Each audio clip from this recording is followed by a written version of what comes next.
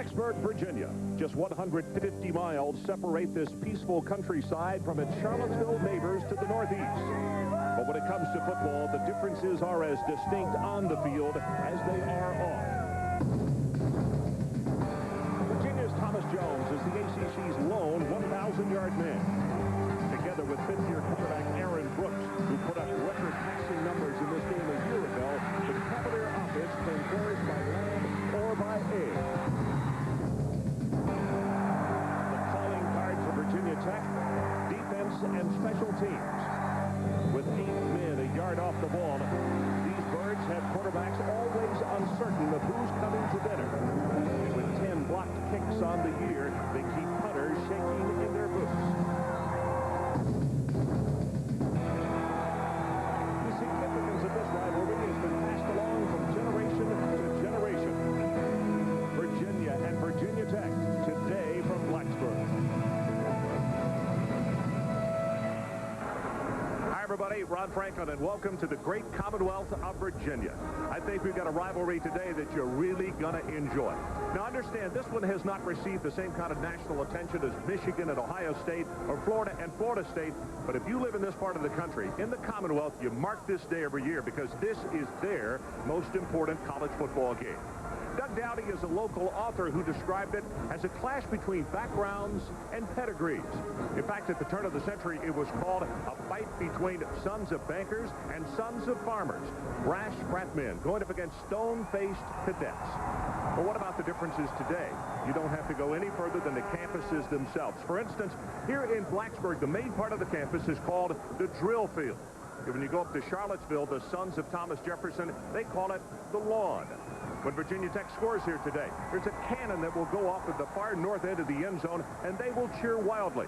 Meanwhile, when Virginia scores, they'll cheer, but they grab hands, they sway back and forth, and they sing the lyrics to the good old song. Differences, you bet, and they're about to settle them in a great rivalry. Virginia and Virginia Tech. Mike Gottfried and Adrian Karsten are standing by. Right now, let's go back to the studio, and this message from Larry Beal. Larry? All right, thanks, Ron. Should be a good one today. Rivalry games a week late. But we'll be here all day long on ESPN, then shifting over to ESPN2 as we weave our way all the way through to Michigan and Hawaii. Late night action over on the Deuce. Big story of the day in college football is actually off the field at Auburn, where Tommy Tuberville will later on today take over as the new head football coach at Auburn. It's been a very rough season, a mid-season departure of Terry Bowden, a 3-8 record, all sorts of rumors and problems. But Tuberville has done a terrific job of turning around the football program at Ole Miss, and he's got a lot of work ahead of him to try to get the Auburn Tigers back on track. Now, next Saturday, here on ESPN, UCLA and Miami, a game that we're happy to bring you. It's the postponed Hurricane game, one that may possibly have national championship implications, almost certainly will, in fact. Al Clark trying to lead his Hokies past Virginia. That's next. At BASF, we don't make a boat, we make it faster. We don't make the safety seat, we make it more comfortable. We don't make the studio, we make it quieter. We don't make the golf clubs, we make them more powerful. At BASF, we don't make a lot of the products you buy, we make a lot of the products you buy better. BASF. This is life.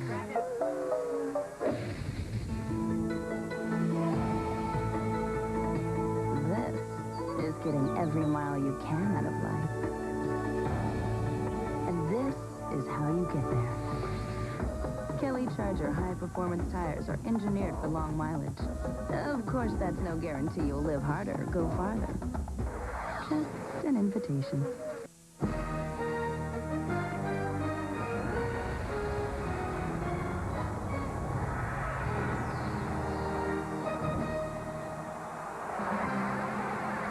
They're standing and cheering, and for good reason, at Lane Stadium in Blacksburg, Virginia. It's number 15 against number 19, and it also is for bragging rights in the state for 1998. Aaron Brooks Brooks.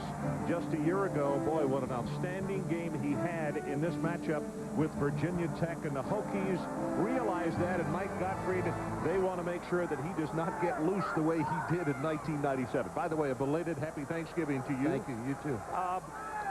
You have seen this Virginia team since the get-go. You had a Thursday night game where they opened against Auburn. This is a lethal weapon offensively when they get the machine going, isn't it? Ron, you're right. Aaron Brooks hasn't had the numbers that he had last year because Jermaine Crowell, who was his leading receiver, is off to pro football. But he gashed his Virginia Tech defense last year with big throws and threw 4 touchdown passes. But he really is going to have to rely on his 1-2 punch of Thomas Jones, the running back who averages 124 yards rushing per game. But he also has 24 receptions leading the ACC in the running back, so he can catch the football out of the backfield. They need to have mix because they're going to play against an 8-man front that's going to crowd the line of scrimmage. Frank Beamer, Virginia Tech. When I hear Frank Beamer's name, I think first of defense, and then I think about special teams.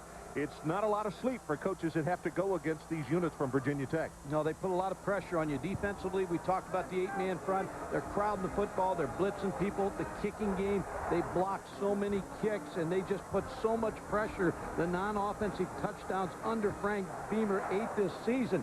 But it gives the offense of the Hokies a little bit of chance to play conservative football and play to the kicking game and play to the defense. But, Ron, the key in this ball game is going to be which team can get the big plays, because I don't think either one of these offenses can drive consistently against the opposing defenses.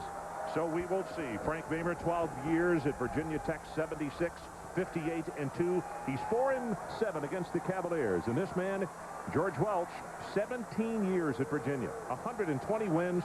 He's 500 against the Hokies. David Green has it teed up. As Virginia won the toss, they deferred, and Tech will receive. Chiron Stiff, I should say, against back deep.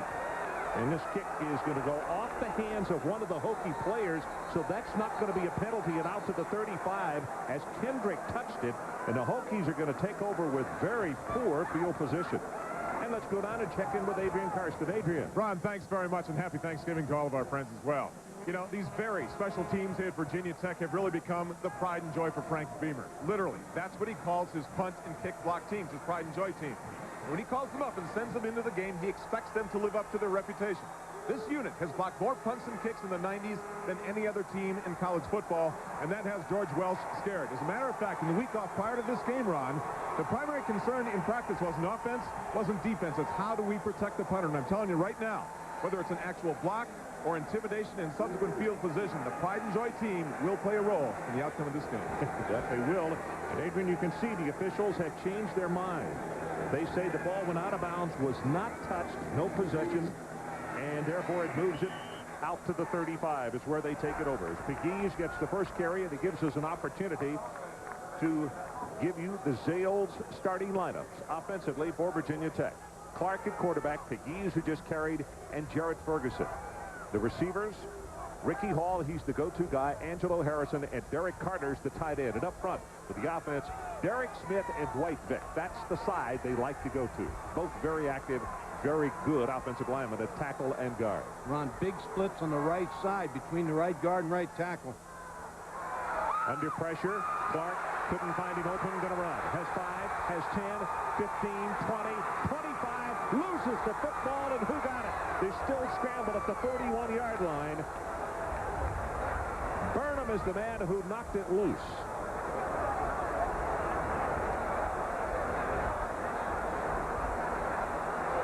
It will stay with Virginia Tech. Ron, deep drops by the linebackers of Virginia. Al Clark's going to go back, set up the throw. Now he's looking to his right side, gets a little pressure, steps up, now sees a gap and a hole that he can take off and run. The linebackers, deep drops, secondary in a deep zone coverage. Al Clark took advantage of it. See, Burnham knocked it loose, almost got it, then Clark almost got it, and they continued to fight for that thing down the field, and it was recovered, I believe, by Ferguson. But the big thing for Virginia Tech already at the 41-yard line of the Cavaliers.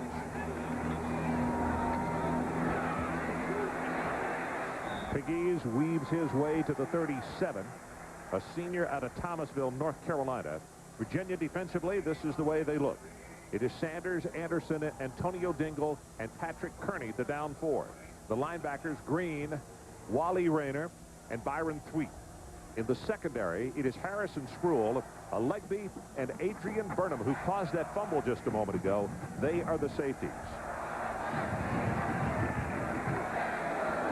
Beautiful day in Blacksburg, Virginia. Absolutely perfect in a packed house.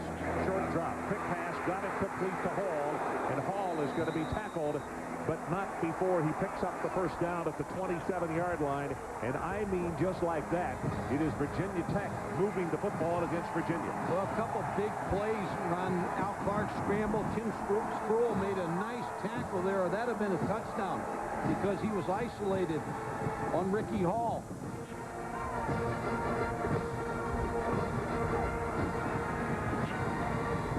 Patrick Kearney, number 58, to look at him as he... Good size splits here, Ron. Yep. Excuse me, the right guard, right tackle. Quick pass, got it to Hall. And let's check in with Larry Beal. Larry? Hey, Ron, you got the Battle of Virginia. How about the Battle of Georgia? Georgia Tech. Bulldogs getting sneaky. Quincy Carter to Michael Greer. That was a lateral, and wide open is Larry Brown, 65 yards. And you're not getting me down. 7-0 Georgia. Well, when you're 6'6" and 270, you can't push people around like that. And that Michael Greer just continues to make plays for that Georgia football team.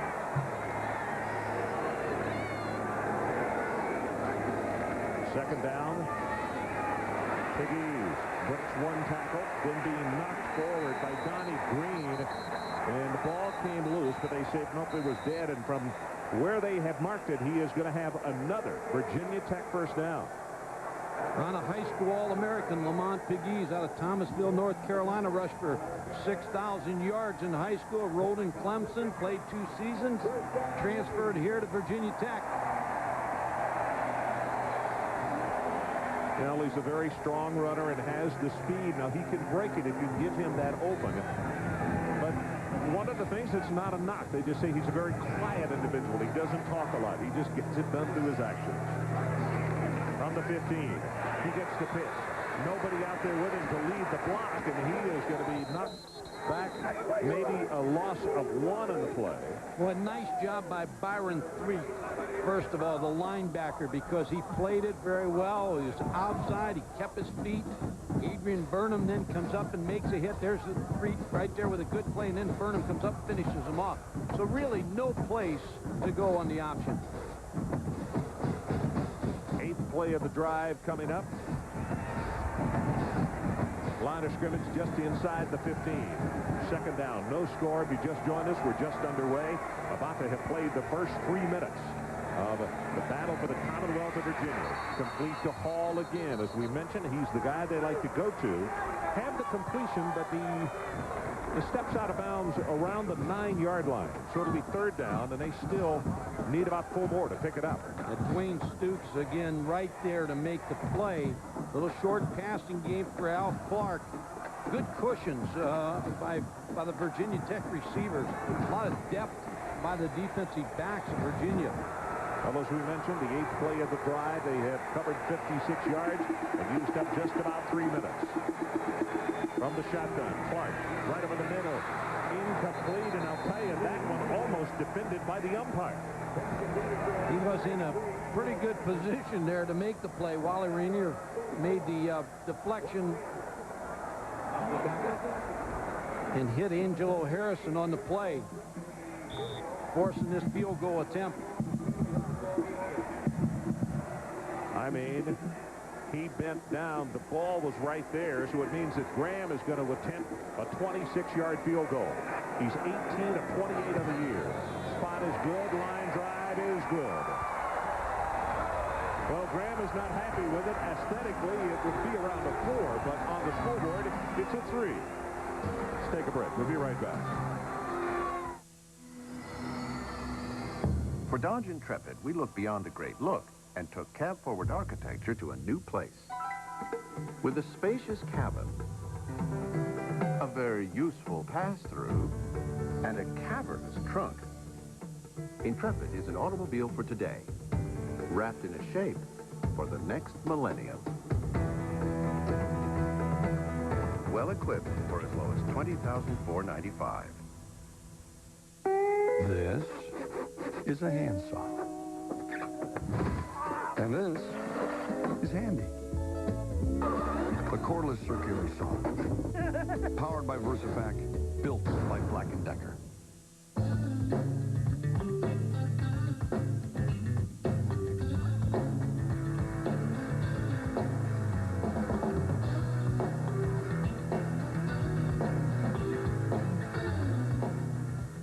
Jack forgot his briefcase.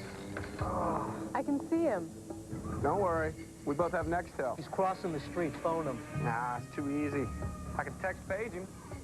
Ah, where's the fun in that? If he gets to the airport without the presentation, we're dead. Time for the secret weapon. Two-way radio feature. Right about now. Hey, Jack. Hold up, my man. I think you... Jack? Nextel's integrated features make ordinary cell phones seem ordinary. ESPN's presentation of college football is brought to you by the new Dodge. It's about change. And by the Black & Decker cordless trim saw with VersaPack power. So Virginia Tech takes it right down the field. They missed the pass that they would like to have had on third down. They get 3. They would love to have had 7. And one big play in that drive, Al Clark taking off for that quarterback scramble. And that's what you have to have in this ball game. Big plays to gash the other defense. Jimmy Kibble to kick it off. That's a look at Antoine Womack, who is backbeat. For Kibble to kick off duties, he's handled them since 1996. Moves forward at the left footer, gets one high and into the wind.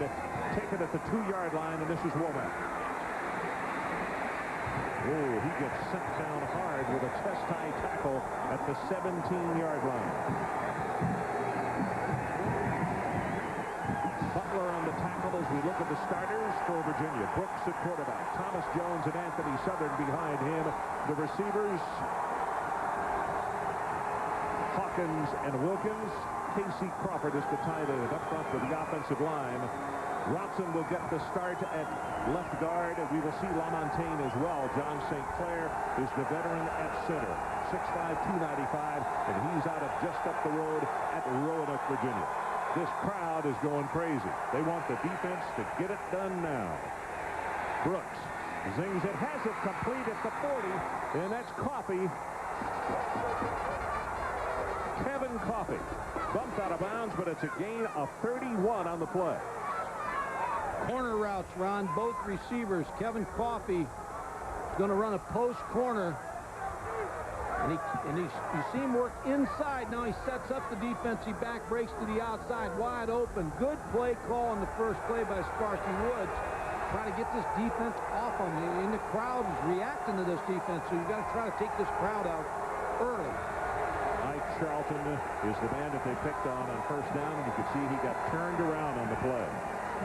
Counter play. Bounces it outside as Jones across midfield, and he is down in the vicinity of the 46. Keon Carpenter makes the tackle. And now pushing and shoving, and both teams come together. Look out now. The officials having to separate the teams in the middle of the field. This is the best group in the ACC right here, so this is a well-officiated, this is going to be a well-officiated football game. Robin Wood is the referee, and they took charge immediately. Now, beg your pardon, let's do those defensive lineups real quickly. We were afraid they were going to have a tip. Engelberger and Moore, the two guys on the outside, boy, they wreak havoc. Great pass rushers. The linebackers active, Ferguson Hawks and Jamal Smith. And in the secondary, Charlton Johnson, Prelo, and Keon Carpenter.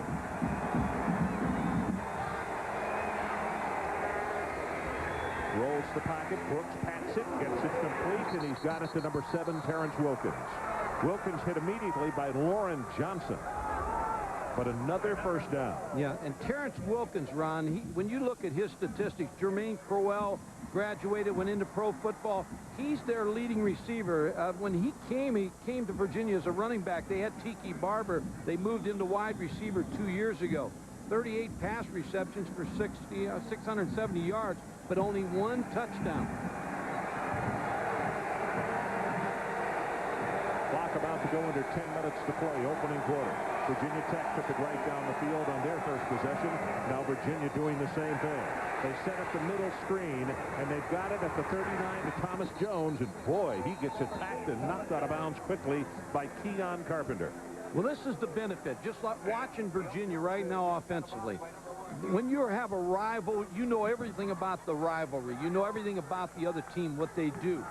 But the open date week that Virginia had, they got a chance, Ron, to practice some different things, and you're seeing some different ideas that they're trying to run against this defense. Also, he's off to a 3-for-3 start, 43 yards. Big, and we haven't seen Thomas Jones. We saw him on one counter play yet. Pressure, they get it out to Jones. Nice job of sidestepping the first oncoming attacker. Then Nate Williams will make the stop, number 92. Ron, what Aaron Brooks is going to have to do today in this ball game is not so much with his arm and running the football, but trying to figure out what Virginia Tech shows him defensively. You see the movement to a bear defense, 46 defense, where they cover the center and both guards. But really who he's looking at is Keon Carpenter. That's his read. The free safety will tell you a little bit about this defense, whether the blitz is coming or where he's lined up. Will tell you a lot about the coverage. They're going to have to call a timeout. They have all kinds of confusion. So we'll take the break with it. 9 minutes and 40 seconds left in this opening quarter. Virginia Tech 3 and Virginia threatening. Who are these people? They go to the strangest places, work in the tightest quarters, and gladly keep the oddest hours. Who are they? Forever probing and prodding, digging, exploring. Who are these people? They are Texaco, and what they do is find the energy the world needs to keep on running. Texaco, a world of energy.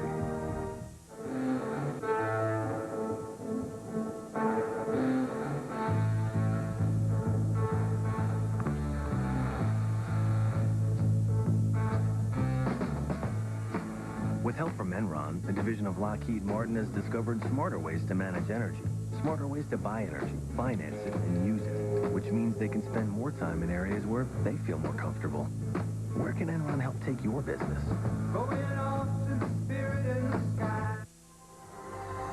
You have to dig deep to find the source of Intrepid's solid feel. Reinforced door openings, strategically placed steel beams, and an isolated suspension cradle all contribute to Intrepid's supple ride. Take away that sturdy foundation and you have, well, nothing. Dodge Intrepid. We're changing everything. Again. Well equipped. $20,495. Marshall, Chad Pennington, Toledo's Chris Wallace. Two top quarterbacks you've never heard of go head-to-head in the MAC championship game. Marshall versus Toledo at 8, Friday on ESPN2. 3-0 Virginia Tech, and we'll show you what happened just a moment ago at the end of the play. And again, it is typical of a state rivalry. Here's the tackle on Jones. And then there is a push and another push, and then all of a sudden everybody came back together, and the officials did a nice job of jumping in the middle of this and saying, gentlemen, we're not going to do this anymore, otherwise somebody's going to go sit down. Football, not boxing. Anthony Poindexter, the All-American safety on the sideline, encouraging his football. He's been out there cheering them on since they came out in the warm-up, hasn't he? Patting everybody on the back. I mean, he just misses being in this ball game. Virginia misses him. 3rd down and 4. You see those middle backers creeping up, and they just got a free first down. The running play by Jones, tackled for a loss, and now Frank Beamer's going to look up and see a 5-yard penalty moved off against his defense as Corey Moore got too anxious. Yeah, and they're shaking their head that they weren't offside, but a good call on the offside penalty. Trying to time up Aaron Brooks' his cadence. What you do, Ron, is you try to send somebody around early in the pregame, and you try to get the cadence, and then once the game starts, your players come out, tell you what the cadence is, and so your players start to try to get in rhythm with the cadence. Corey Moore has been applying good pressure on Brooks on every passing play today.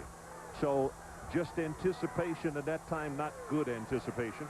And it cost his team what could be a very big first down. And Ron, you work all week. You got the cadence you know, and your scout team uses the same cadence all week in practice. Jones into the backfield, and that's Ellenberg.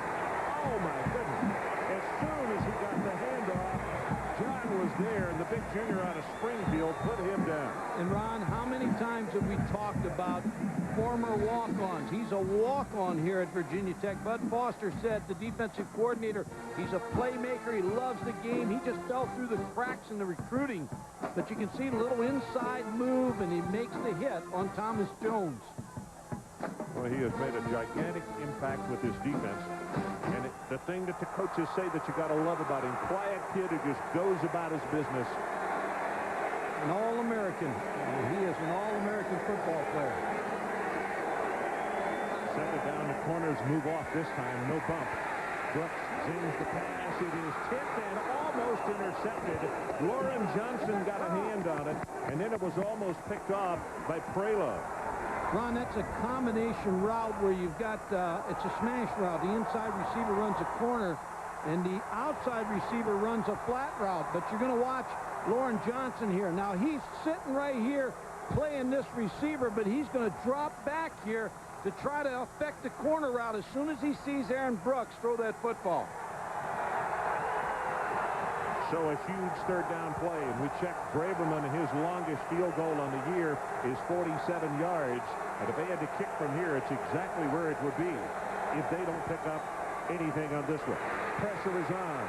Brooks gets it away for the end zone, and overthrown and incomplete. Ron, Aaron Brooks did a nice job here because he could have been sacked if he didn't have good awareness, because Pearson Prelo was coming from the backside. Here comes Prelo right here. Now he's going to hit Aaron Brooks in the back, but he has awareness that he's coming, throws the ball high down the end zone. Well, as we mentioned, the career long for Braverman came against North Carolina, 47 yards, and the attempt that he is about to put down, actually they're going to put it down at the 38, so it would be longer, a career long for him if he hits this one. He has a little bit of a breeze behind him.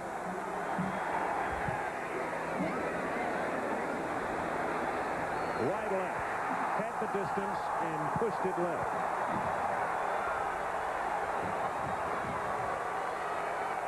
Timeout on the field, 8:11 left of the opening quarter. It's the Hokies 3-0.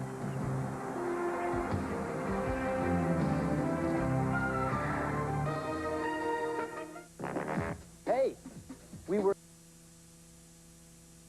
Get 0 interest for 12 months on 32-inch and larger big screen TV. A refurbished Sanyo 25-inch color TV for $199.97 with 1-year warranty for parts and labor. A 2-head VCR for $89.97 or a 4-head Hi-Fi VCR for $129.97. All at World Hi-Fi Megastores Plus.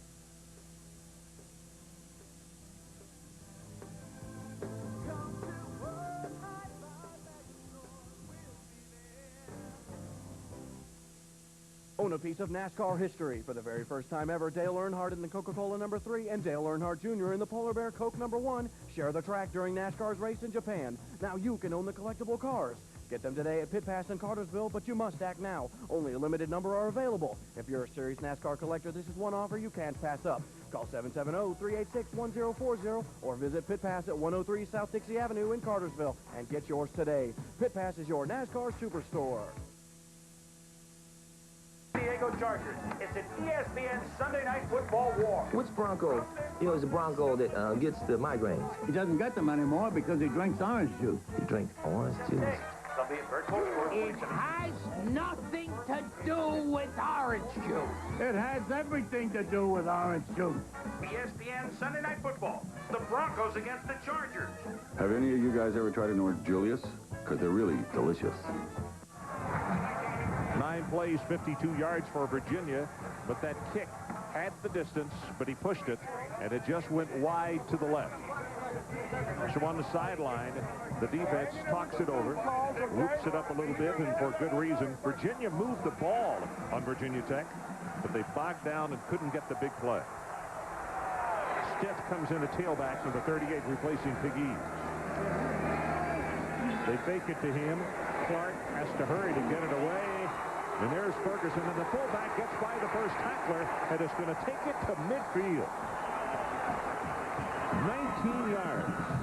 Little waggle pass run where Al Clark fakes and then comes out to the right side. His fullback slips right into the flat. Nice fake. Gives him the football. And again, the short passing game for Virginia Tech. Very effective against this Cavalier defense.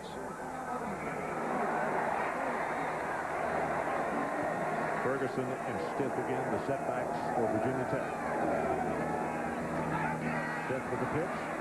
Turns the corner, has 5, has 10. He is off.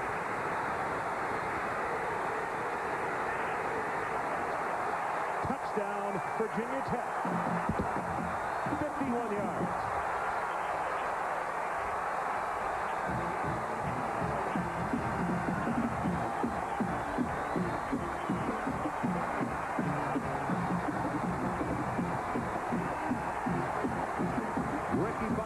Said on the phone this past week, they're not the sprinter types, but both of these running backs are capable if they get a step to surprise you with their open field speed. Ron Bob Sokowski, the tight end, the redshirt freshman with a nice block, and that's where you miss Poindexter because he would have been up there and filling and making a tackle. Graham with the extra point. And what a shocker. 7:32 left to play, opening quarter. All of a sudden, it is the Hokies of Virginia Tech 10 and Virginia nothing. There's the block on the outside and another good block by the receiver. The fullback's in here. There's Sokowski's block. Opens it up. Jarrett Ferguson with a hit. He even stumbled, Mike, and still had enough to take it for the distance. Here's the receiver, Davis's block. Just everything well on the corner, and then no safety fill. And then Stiff, too far gone to stop him. Nice blocking at the point of attack. More college football coming up later today on ESPN2. Tennessee wide receiver Peerless Price, 9 touchdowns in the season, including 8 touchdown catches. It's the second-ranked Tennessee Volunteers taking on cross-state rival Vanderbilt at 3:30 Eastern. Then in the evening, Michigan out in Honolulu to take on Hawaii at 9:30. Both games later today on ESPN2.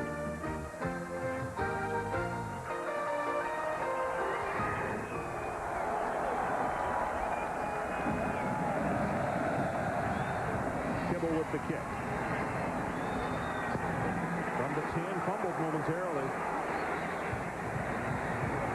And he's still going to wind up taking it back to the 20. That's Tim Sproul, the defensive back. And now the Hokies have got a little bit more momentum. And Ron, they do a nice job on the kickoff team because they're pinning Virginia into the corner here, and Virginia's trying to get back across the grain, and they're just not quick enough against this Virginia Tech kickoff team. You talked about big plays, an 18-yard pass, and then a 51-yard run. That's a double and a long home run there. That's what you have to have against both these defenses because they're very solid defensive fronts. So let's see what Aaron Brooks and company can come up with. They're in the hole by 10.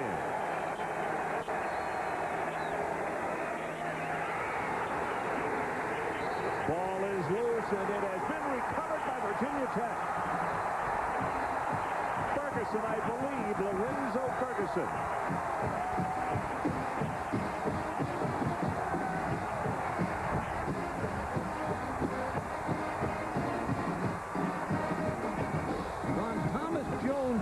Looking at Aaron Brooks like he never got the football. And you can see right there, he didn't expect to get the football. That's what I was going to say. Yeah. He didn't expect to get it. He's almost like he thought it was a checkoff to a pass, and he went right back to Aaron Brooks and said, you know, I'm not supposed to get that football. A little confusion for Virginia. Tech has the ball at the 16-yard line. Clark on first down, slip screen, gets a block, turns it up. 5-4, down for the one, Angelo Harrison. First and goal, the Hokies. Ron, when Al Clark looks out there and sees the cushion he's getting on the outside, this is an excellent call. You see the cushion right up here. Too big for Virginia Tech. Now you wheel around and you throw the quick screen, and now the blocking takes effect here, and two good blocks.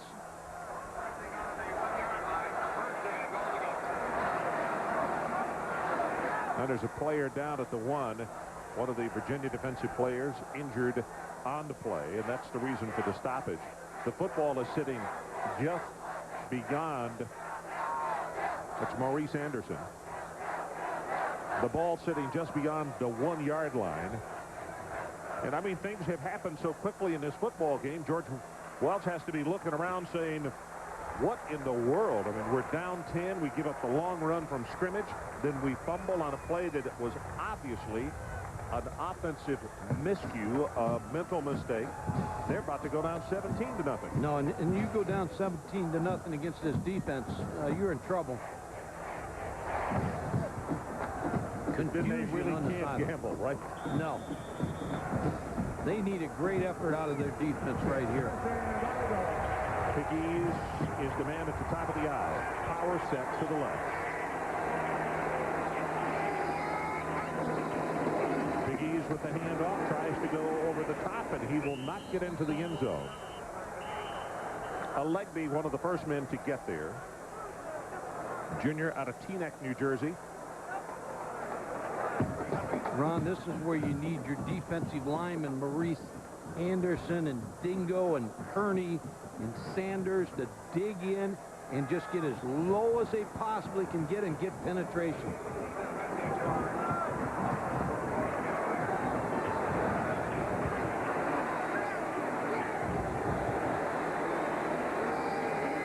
Second down, you can see the ball just inches away. Pegues, left side. Still no signal. Touchdown, Virginia Tech.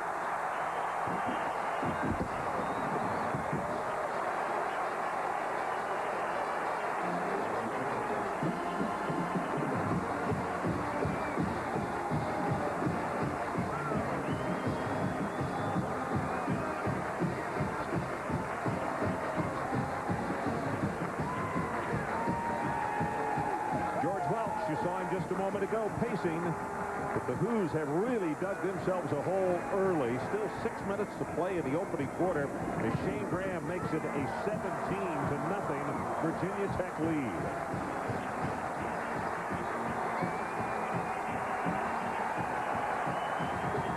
Lamont Pegues is going to just find a little area there. He gets a good block from the pulling guard. I believe it's Dwight Vick. Just barely gets in the end zone. But Ron, you mentioned George Welch. His team is fast digging a hole. Look at this. Virginia Tech 23 turnovers, 17 opponent points, and opponents 31, 109 points they have scored. So what has happened when they've had turnovers and what they have done with turnovers? Wow. Well, it's both their defense. Their defense stops them when their offense gives up a turnover, but their defense gives the turnovers to their offense in great field position. But Ron, you go back again, this is a defense you've got to have patience with.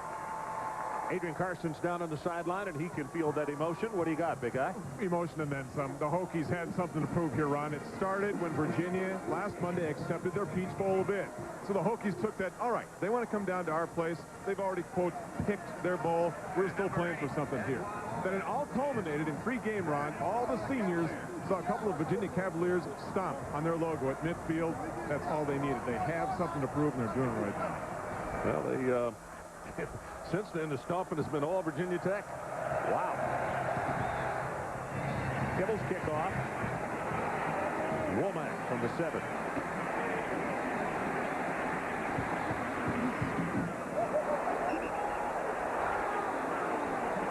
And now pushing and shoving on the sidelines, and those two players having to be separated.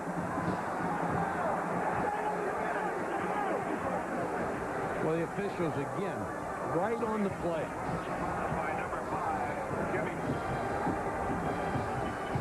Antoine Womack breaks breaks to the outside. Let's see what happens here. Yeah, close to a hit out of bounds there.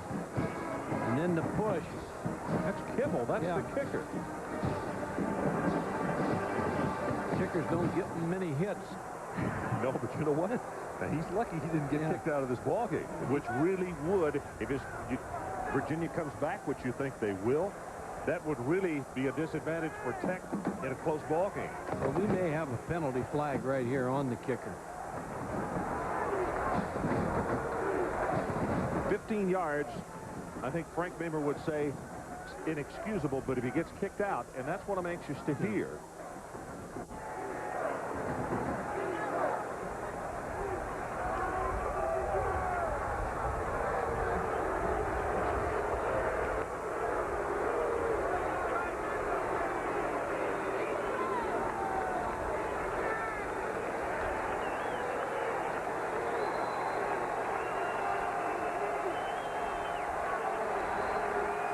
So 15 yards and no signal of ejection.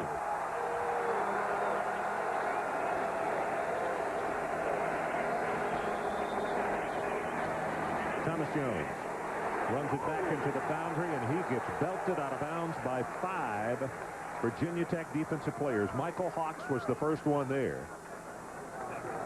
Talking about patience, you can't afford lost yardages against this defense. You can't afford to turn it over because, as you talked about, 8 people close to the line of scrimmage. Keon Carpenter, a safety, gives you the 9th. You've got to be able to have good mix against this defense.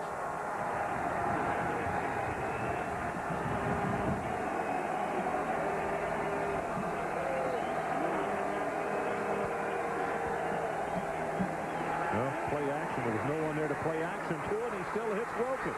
Wide open over the middle. He is inside the 20-yard line, and they're going to say his knee touched at the 21. It's good for 33 yards. And this is what you have to do against them. A little sprint out pass, little half sprint, and Terrence Wilkins is going to run a post pattern. I think the reason, Ron, there's the post by Terrence Wilkins, but I think the reason there was no play fake, Thomas Jones wisely saw a blitz from the backside, and he knew he had pass protection on that. From the 21, Virginia trying desperately to get on the scoreboard as they're down 17. Brooks zings a pass, has it complete inside the 5 to Wilkins. It is 1st and goal, Cavaliers. Ike Charlton again, 2 plays now. They've hit him on a post. And a well-thrown ball by Aaron Brooks. Sparky Wood said he turned a bad play into a good one. He has to be sharp mentally against this defense, Ron. That's the biggest thing. What you have to do in their backyard to silence this crowd and get them out of it. Now, Virginia Tech defense, they'll be tough down here. 6 of 8, 96 yards for Aaron Brooks. Jones, left side, touchdown, Virginia. Well blocked. Good job by the offensive line, Virginia. And you're right, Ron. That is the most important score they've had all year. You have to answer when you go down 17-0, especially on the road in a rivalry. And that little penalty on the sideline was big. Put an asterisk by that one. Without a doubt, that's 15 less yards. You got to get a first down against that defense. Look at Poindexter. Got the cast on the leg, and he is up and down the sideline and is trying to get folks pumped up. Extra point attempt by Braverman is good. And with 4:57 in what has been an extremely eventful first quarter, our new score, Virginia Tech 17-7.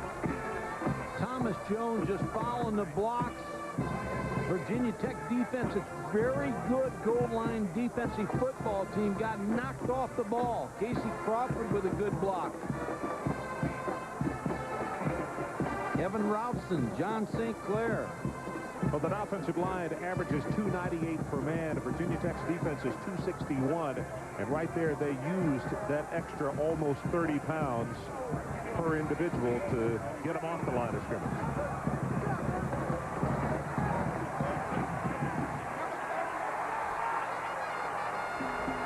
Poindexter, his numbers through 7 games before his season-ending injury. And Ron, he's a Jim Thorpe candidate And I think his numbers are good enough to warrant, even though he's missed the last couple ball games. You talk about a great player. George Wells said he's just sick about his injury. Stayed in the year to come out to play for Virginia. Didn't go pro. David Green to kick it off. He bangs this one about 6 yards deep in the end zone. It will not be returned. So Virginia Tech will take over with their worst field position of the day. And let's check in on the sideline with Adrian. Continuing the conversation concerning Anthony Poindexter, George Wells told us the other day they're just not the same team without him for a couple different reasons. The way he closes on the ball and is obviously his pursuit. Ron, he has $1 million insurance policy with the NCAA. The point is this, that really doesn't pay off unless he never plays it down in the NFL. So he's still safe. His numbers, obviously, as you just shown us, are great. He may play someday in the league, but he also is encouraged to stay in the school because of that insurance policy, and other players will do the same because of the possibility of something like that. Adrian, it's 17-7. See if Virginia Tech can continue their onslaught offensively. Pass wide open on a blown coverage to Ricky Hall, and he's going to be out around midfield. What in the world happened to the Virginia secondary? Good pass protection again to give Al Clark a lot of time. And just to finish what Adrian Carson's talking about, Anthony Poindexter will be ready for training camp. His injury, they said that once training camp opens, that he'll be ready to go. But, Ron, every Virginia Tech coach went over to the sideline before the game started to say hello to Anthony Poindexter. Counterplay. Stiff tries to come back toward the middle, and a flag has come down now at the line of scrimmage. And it's Wally Rayner, who was there to make the tackle on him.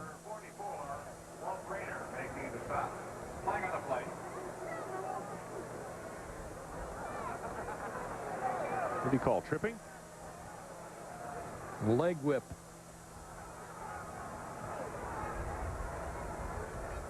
Well, it's been a long first quarter. Penalties, out of bounds, touchdowns. Tripping on the offense. 15 yards and repeat the down. Sometime a lineman, when they'll lose a defensive player, will get a leg out there to make sure he doesn't make the tackle. One from where it occurred, the penalty pushes it back to the 34-yard line. Yes, and his body will be that red after he washes it off tomorrow as well.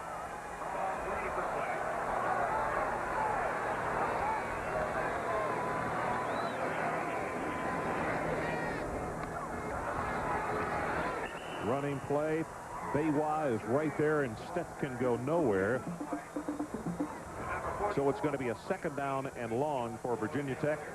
And you get the feeling that from right here that both of these teams might be ready to kind of settle into a different kind of action than what we had in the early going to the first quarter.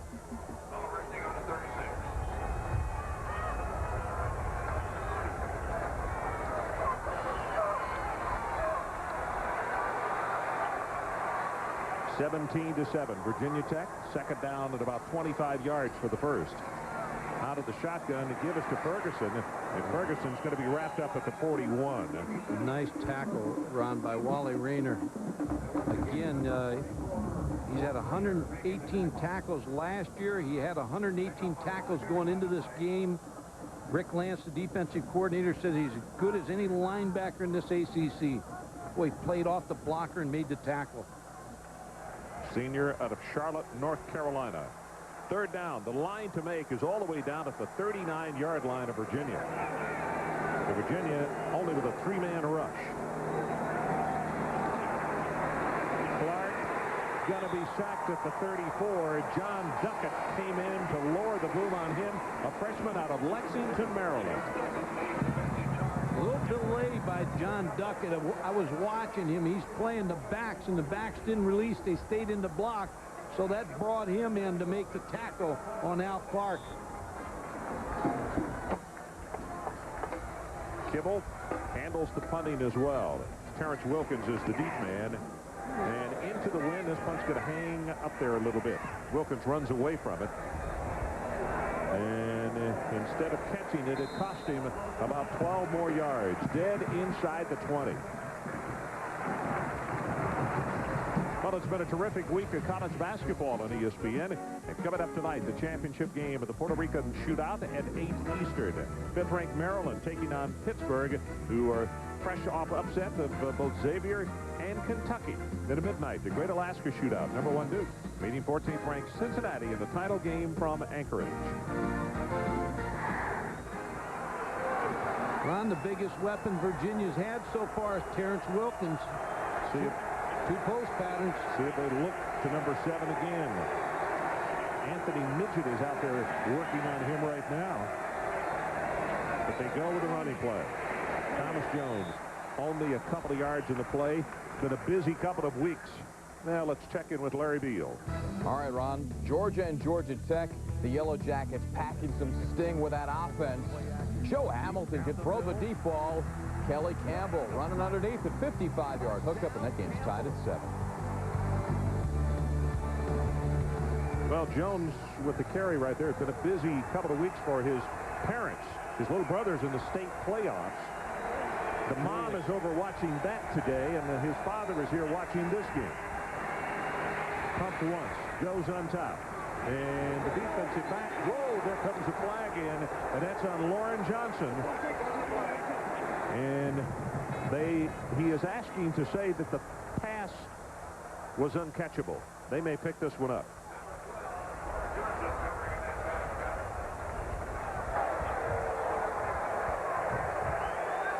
Interference on the defense. It's an uncatchable pass, no penalty.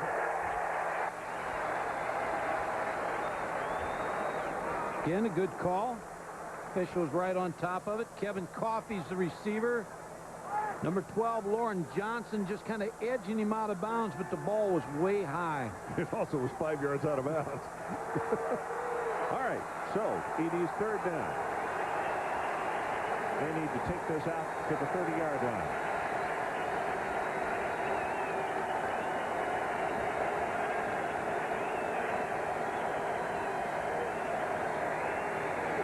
Brooks under pressure, and he's going to be sacked. Moore got him. It was Jamal Smith who hit him first and spun him around.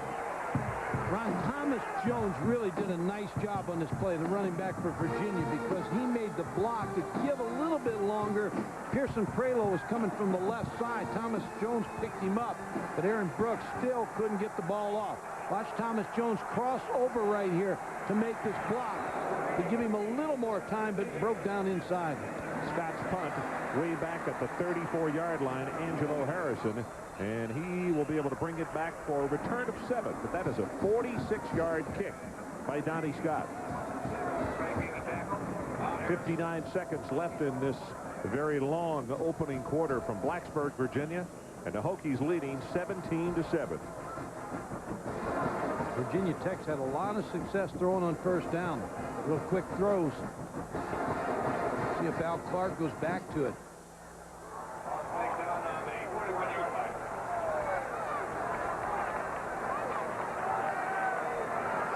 House Wright, number 41, comes in at fullback. He's a freshman out of Gate City, Virginia. Short drop again, and there's that quick pass, complete to Ken Handy, senior out of Arlington, Virginia. Again, a little quick throw because of the cushion on the outside. Ken Handy picks up 7-8 yards, so that's there on 1st down for Virginia Tech.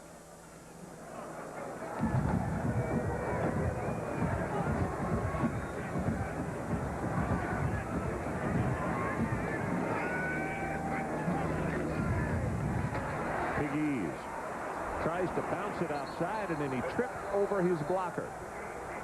Travis Griffith also out there to help bring him to an end. Ron, that play looked like it was going to go somewhere, but the linebackers for Virginia, watch them come up and meet this play. Look at right here.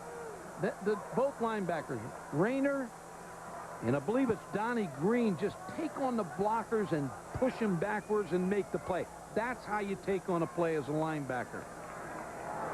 Low, coil, hit, make the tackle. 3rd down and 5. They need to take it to the Virginia 49. Shovel pass. They're not going to make it. Piggy's got the ball, and Travis Griffith was right there, and now here's a flag. Read it all the way, Travis Griffith. And it's going to be holding against Virginia Tech. And Virginia will turn this one down.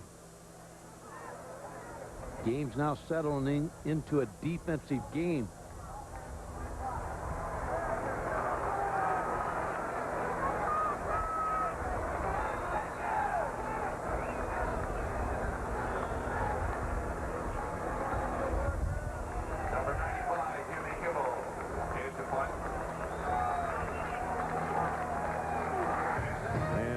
Is the end of the first quarter. Hokies 17 and the Who's 7. We'll be right back.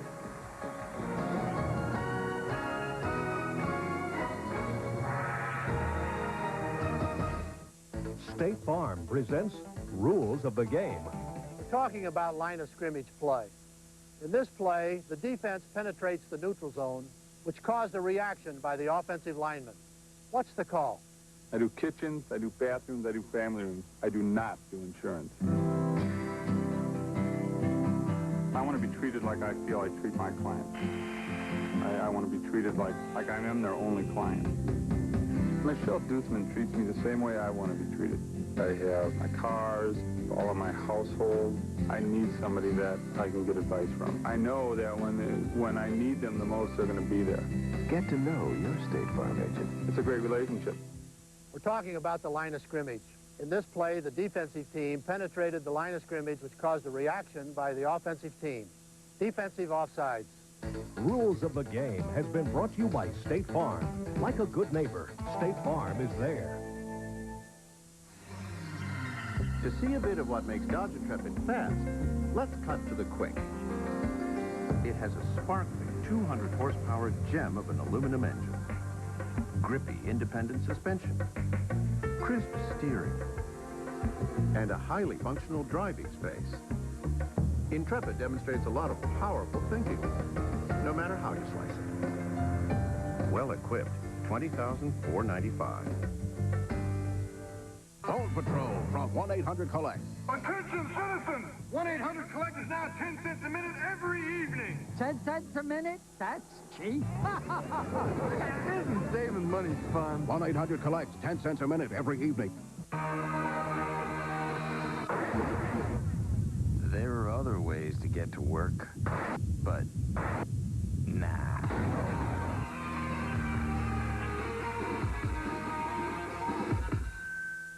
Oh, great one. How much time do I have left? You have 15 minutes. 15 minutes? 15? Maybe 20? What? I can't take a bath in 20 minutes. What are you talking about? Oh, times on tapes? There is a better way to see how much time's left on your tapes. Sony Smart File. With one wave, it automatically tells you what's on your tapes. Plus, it fast-forwards to exact spots. I'm getting another call. They just said 40 minutes for you. This is your lucky day, mister. Sony Smart File VCRs. Now you know. So we're back 17-7 as we begin the second quarter. Interesting, Virginia rushing 7 carries for a total of 4 yards in that first quarter. It goes without saying that better improve mightily or it's going to be a long day for the Cavs. Low pass to Kibble, still gets his kick away.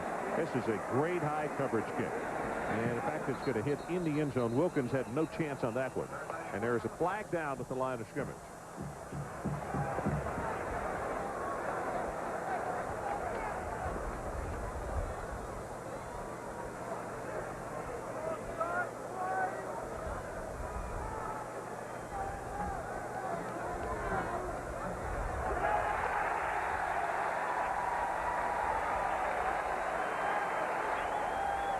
Offsides, Virginia. So, first down at Virginia Tech. Yeah. And again, an error by Virginia. A fumble on a play where the back wasn't looking for it. A couple of penalties that have been extremely costly. And George Welsh spent so much time on his special teams because he knew that would be the deciding factor in this football game. put all his best players on the scout team that goes against his kicking teams because he wanted the speed raised, the level raised. Well, right now the offense is not doing any favors for Rick Lance, the defensive coordinator in the Virginia Cavaliers. First down at the Cavalier 47. Clark. And he slides down wisely after a gain of a couple. Monsanto Pope, freshman out of Hopewell, Virginia, making the tackle. Ron, Derek Carter, the tight end, because they caught him in too deep coverage, was running right down the middle of the football field. Right here, the tight end, he'll go down the middle of the football field against too deep coverage, and look how open he is. I mean, right here, he's wide open, but Al Clark can't find him. Ferguson did a good job of allowing his quarterback to have a little more time.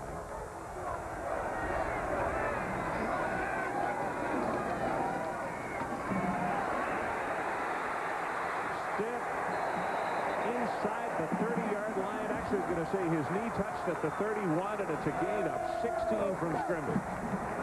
And let's check in with Larry Beal. All right, Ron, just want to pass along the word. It is official, the story you've heard about here on ESPN the past few days. Tommy Tuberville taking over as the head football coach at Auburn. 5 years at $900,000 a year. A ton of money, a ton of pressure. More at the half. Guys? Pressure. When he looks at that schedule next year, he opens at the road to Tallahassee. It gets a lot easier after that. Stiff. Not much there inside the 30 to the 29. Donnie Green will trip him up.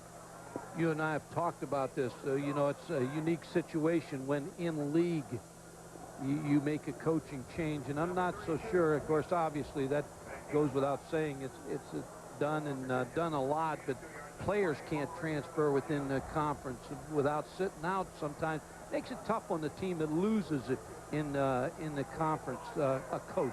Very difficult.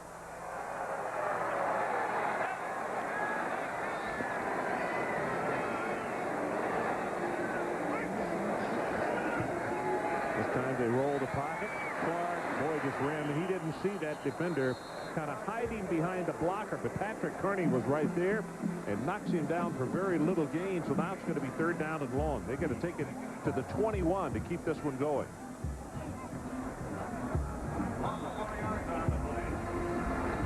Extremely high number of major jobs. Clemson, Iowa, South Carolina, Oklahoma. Now Ole Miss is open.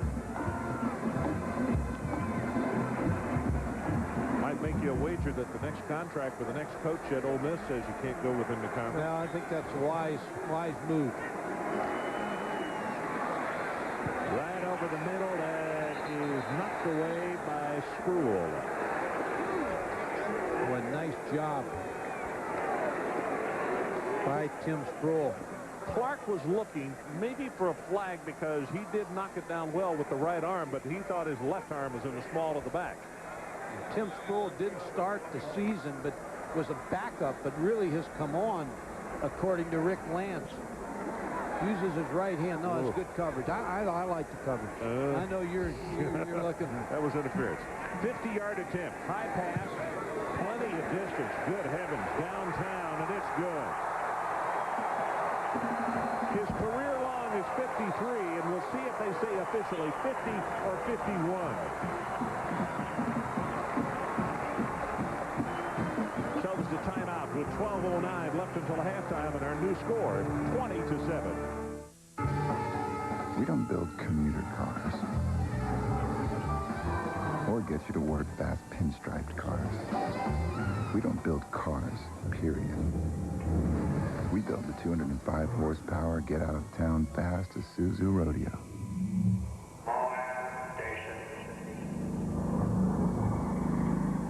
Because there's more to life than the daily commute. When we drafted Tim Duncan, I invited him to my home to get ready for the season. He was learning so much. That doesn't count. You were out. The roses are out, Timmy, not the daisies. So one day, You brought this into my home? It's not something I'm proud of. I calmly explained how Edge Pro Gel protects better than foam because it has 8 rich lubricants. David sure know how to make a guy feel comfortable. More lemonade, Tim? Edge Pro Gel. Save your skin. The roses, Tim, are out of bounds. Go with the gnomes. The gnomes can be out of bounds. Send your customers 2-day packages with FedEx and we'll deliver, even on Saturdays, for an extra $10. Send your customers 2- to 3-day packages with priority mail and we'll deliver even on Saturdays at no extra charge. Send your customers 2-day packages with UPS and we'll deliver. But not on Saturdays. Sorry. So, what's your priority?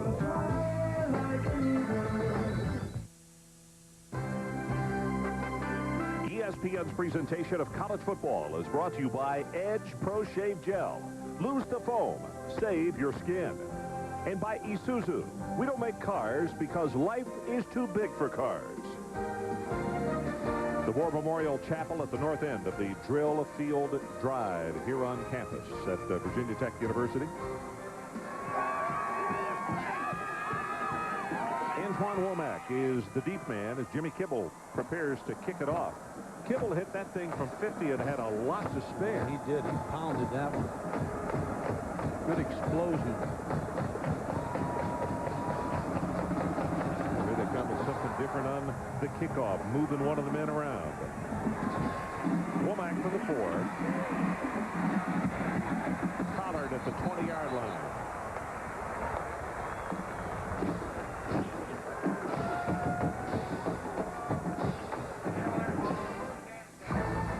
This week's primetime NFL lineup begins with ESPN Sunday Night Football. Terrell Davis and the world champion Denver Broncos take on San Diego at 8:15. Then ABC's Monday Night Football. The New York Giants are in San Francisco to face Jerry Rice and the 49ers at 8 o'clock. ESPN and ABC, exclusive homes of primetime NFL football. Jones cannot get by the first pursuer. Womack, I beg your pardon, he was the ball carrier. Jamal Smith is the first man to come across and make contact with him.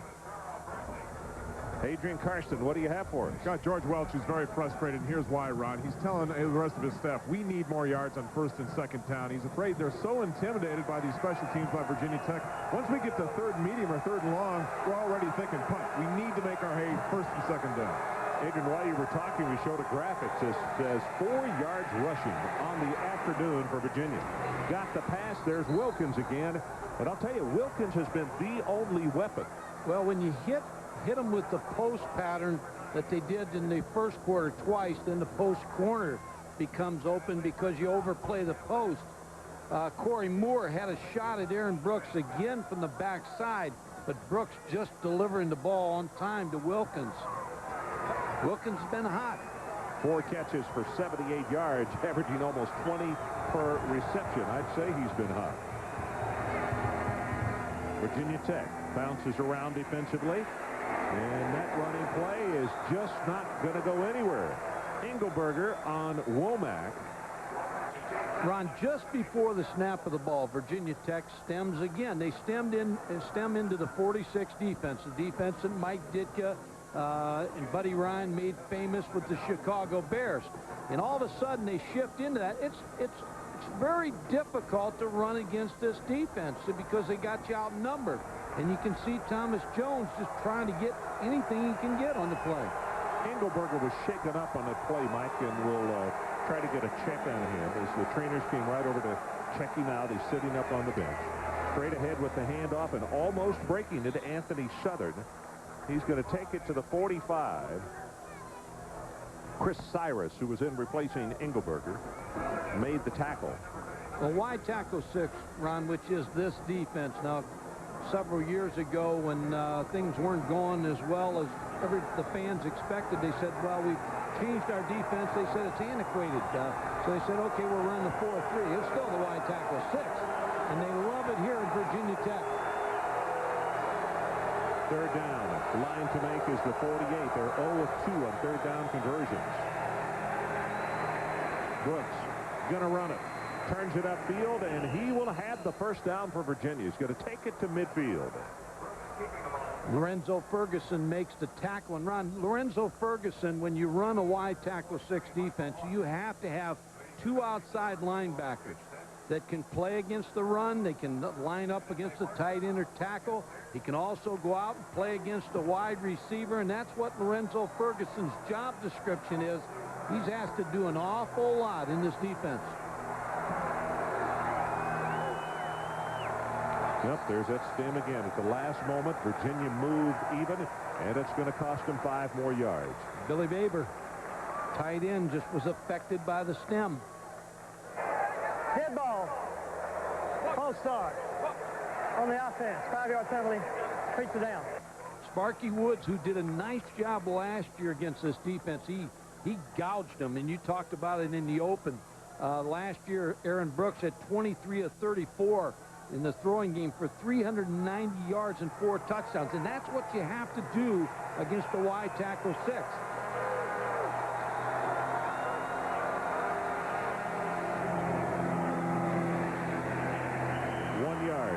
No more. Womack is tackled by Chad Beasley as some of the second-team defensive players are getting an opportunity to give it number 1's a breather. And glad to say that number 96, John Engelberger, is back on the field. Tough to run against this defense. You have to have good mix. You got to throw the ball, establish the pass, and get them so that they don't crowd you with 8 people. Well, you see the numbers on John, and they certainly need him to go with his fellow bookend, Corey Moore. Pressure, there's the guy we're talking about. Moore missed him once, and then he'll get him the second time.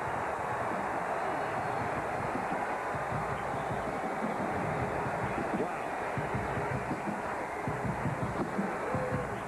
Corey Moore, Ron, came into this game with 11.5 sacks for 105 yards, and you can see right there he's now 12.5. In great effort, second effort to make that play. It was. He spun him around once. Now it's 3rd down, and they've got to take this football all the way down to the Virginia Tech 40-yard line. 20-7, the Hokies lead.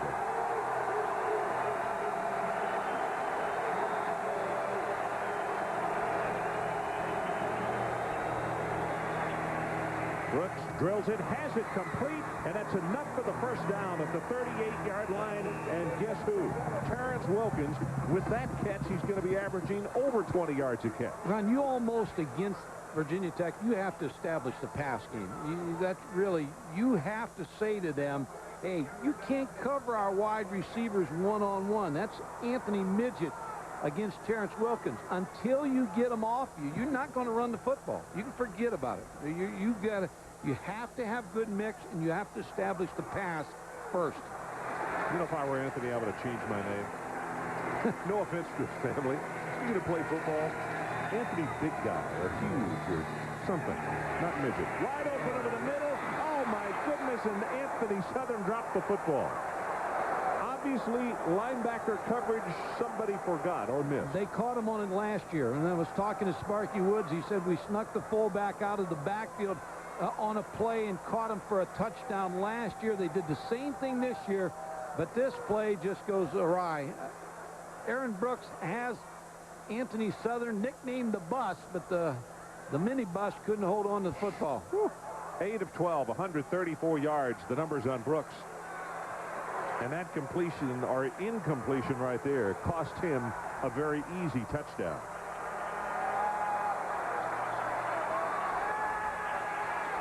Brooks got a man, and he overthrew both of them. I say both. He was intending to pass for Hawkins, and he overthrew the defensive back as well. Ron, he had this play, but he never got a chance to throw it because he had pressure from the backside. And the pressure really cost him finding that football. Ryan Smith, the defensive end, number 47. Senior out of Upper St. Clair, Pennsylvania. This is the 11th play of the drive. They threw a football on the field. Yeah. Long as they're only throwing footballs.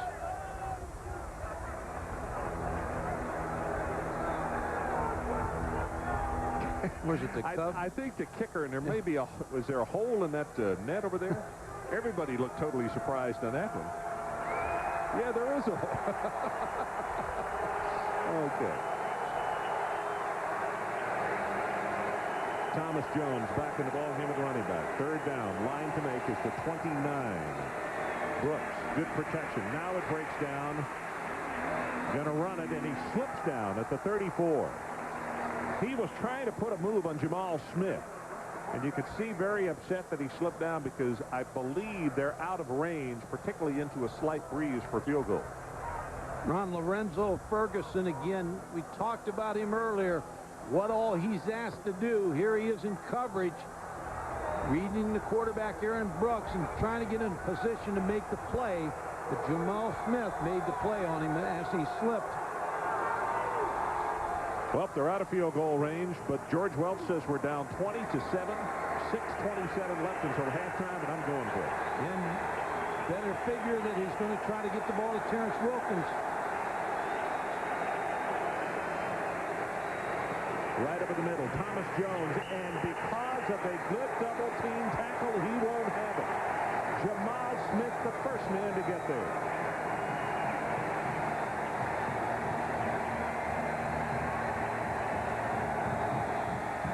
So let's take a break as they stand and give a standing ovation for the defense. 20-7 Virginia Tech. Give your handyman the VersaPack Combo Pack. Cordless tools that give him so much power, it just may be too much of a good thing. Get the cordless Combo Pack. Powered by VersaPack, built by Black & Decker. You can't see anything in a car. You can't see past the guardrails in a car. That's why we don't make tiny little cars. Look, Mommy, a tugboat. Really? In the water? Yeah. In fact, we don't make cars, period. Mommy, bird. Wow. We prefer the view from the look outside and see the world as Suzu Trooper. Look, Mommy, But you never know what you might miss in a car. Good morning. This is the Farm Report. Pork bellies, wheat, and soy futures. Where am I? Waking up is hard, wherever you are. Good morning, sir. But coffee helps. And cereal and fresh fruit. Ooh, that definitely helps. And before long, He did it again. Unbelievable. you're a human again. This town's not so bad. Complimentary breakfast at Comfort Inn and Comfort Suites. It's more than a room. It's comfort. If you're going to create electricity, use it. The Seiko Kinetic Watch. Electrically charged every time you move your body. One final barrier between the Bruins and the Fiesta Bowl, and that's the Hurricane Bowl in Miami. College game day at 11. UCLA versus Miami at 2. Next Saturday on ESPN. 6:10 left to play until halftime. It's Virginia Tech 20-7. Field position, well, it's been difficult, particularly for these guys right here. But even looking at those numbers, Mike, on the full, you made the point during the timeout. You get so few opportunities to come up with a big play like they had the fullback, and it was there. You overthrow him, it should be 20-14 right now. Yeah, you know there's plays when you go into the ball game. If you get in the right situation, you run them, you got a shot at 6. They had a shot at 6 and just didn't get it done. Big E, nothing doing for him. Stopped at the line of scrimmage by Kofi Baywa, sophomore out of Woodbridge, Virginia. Yeah, Virginia defensively has stiffened a little bit, but where Virginia Tech has had success, Ron, is throwing the ball. They've been able to throw the quick game on the outside on first down, and Virginia really, they've done a pretty good job against the running game, except for 2 runs. Well, this time they go to 4 wide receivers. And this group described as the best wide receiver group since Frank Beamer has been here. That is complete to the 35 to Ken Handy. And they're still going to be short of the first down by about 5.5. The hard thing to understand is when you look at that Syracuse game at Virginia Tech, they only had 38 offensive plays. I mean, their defense was on the field quite a bit. They couldn't get anything going offensively. They felt that was going to be a concern when I talked to Billy Height, the running back coach today, that they needed to move the ball offensively. They've done fairly well here in the first half. Under 5 minutes to play until intermission. Pressure from the outside. There's the pass, and incomplete, a little hard and a little high to Ricky Hall, the junior out of Chester, Virginia. And with that, the punting unit comes on. Ricky Hall has been a big player for this Virginia Tech team. He scored 10 touchdowns this season. Second punt, as Kibble waits for the snap back at the 22-yard line. And Terrence Wilkins, who's been the do-it-all for Virginia today, is back deep. Wobbly spiral, and he kicked it away from Wilkins. And because of good coverage downfield, Wilkins had to run away from it.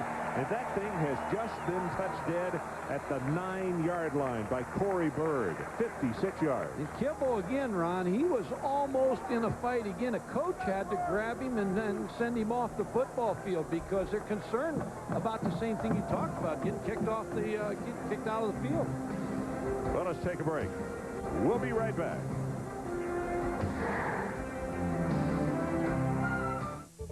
This simple-looking device is the key to discovering your hidden potential. It can change the look and shape of every line and curve on your body. Because it's the weight, the challenge, and the secret behind one of the most effective fitness machines in the world. Introducing the Bowflex Power Pro. Bowflex uses patented power rod resistance to give you an incredibly smooth, natural feel for over 60 different health club quality exercises. With features like a built-in aerobic rowing exercise, convertible grips, and convenient folding capabilities, it's easy to see why a Bowflex was selected by Fitness Magazine as the best home gym. It's time to get the results you want with no money down and payments as low as $33 a month. Call right now for your free video and brochure and discover the look you've always wanted with the Bowflex Power Pro. Yeah, you know, every once in a while it all just comes together and you do have that perfect show. Bob Lee had one back in '89, Steiner had his in '91, Dan had one working last season. It got crazy out there. During the commercial breaks, the crew, they wouldn't talk to him. Kenny wouldn't even look at him. It was intense. And that, of course, is the sort of thing that can't never happen in a playoff race. What did he just say? That's a double negative. At the end, he just let it get away from him. Should have been. Well, Kibble, Billy Height is talking to him. And so, you know, you got to maintain your cool. Now, he was double-teamed by 2 guys. But, Mike, I reiterate, you know, the officials have been extremely liberal because he throws a punch here. He could have been thrown out. Now, they grab his face mask, I know, but he still throws a punch, and that is ejection. And this is the one he was involved in earlier. So, Kibble and bits here. Yeah. Wow, and Billy Height's trying to settle him down because they can't lose him. No, as you can see, Virginia's starting inside the 10-yard line because of Kibble. In poor judgment, not catching the punt. Worst field position of the afternoon. Jones going to take it out to the 13. Then let's check in with Larry Beal. Larry? Yeah, Ron, Michigan State and Penn State. Last year, Cedric Irvin ran wild, 238 yards against the Nittany Lions. Here he is up the middle, plowing his way into the end zone. Michigan State leading Penn State 7-0. Georgia Tech and Georgia tied at 7 as they head to halftime there. Well, that one settled in. Georgia got the early score. Tech came right back on the home run pass play. One thing about Michigan State, they got to win today to go to a bowl game. Jones again. And he's going to take it to the 16. Ryan Smith with the tackle. And again, Virginia is scrimmaging with a 3rd down situation and longer than 2 or 3 yards. And Adrian Karsten made a good point because on 3rd down, if you're calling plays, you want to make sure you get this first down because of the punt blocking situation for Virginia Tech. So it puts pressure on Sparky Woods. He's under the most pressure in this football game to make sure he makes these third downs so they don't have to punt inside the 20-yard line. 3.5 minutes left until halftime. Third down at about 3.5 yards. Brooks got a man, and there's Wilkins. Finally pushed out of bounds around the 28. Ike Charlton defending him, but they get the first down, and they stop the clock at 3:17. Well, Bud Foster, the defensive coordinator, is not going to be happy about this. They're getting the situation short yardage, but again, I'm going to go back. That's the post corner route, the out route. Ike Charlton on defense, but Aaron Brooks has it. Bud Foster played Murray State University, and Frank Beamer, he was on the defense that Frank coached down there at Murray State. He's done an excellent job here with the defense. Well, he's smiling. They got 22 interceptions this year. And they got a young defensive team. Ball is knocked down. Southern is the guy who it was intended for, but he couldn't hold on. It hit him at around the thigh. And again, the pressure coming from Corey Moore, number 56. Moore appears to be a little bit undersized, but boy, is he ever active. They've had a tough time keeping him off the quarterback. You know, I gave that 11.5 sacks, 12.5 now, but Bud Foster said he's got great quickness. When that ball snapped, his first step is very quick. Ron, I keep trying to get the ball to Terrence Wilkins, still to shut him down. That's right. Until you're denied. But again, a first down play where they pick up nothing.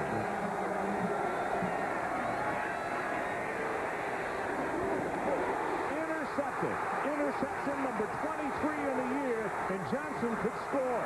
They pushed him out of bounds at the 8-yard line.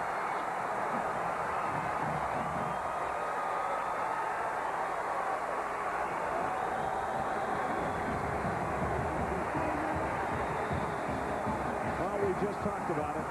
23 interceptions now in the year, and an over 2 per ball game is truly outstanding by a defense. Ron, that was as badly a thrown ball. I mean, there's just nobody there.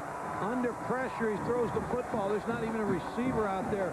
Lauren Johnson with the interception, and you see right away, as soon as he intercepts that football, the rest of the defensive players become offensive blockers. And here's the guy we were talking about.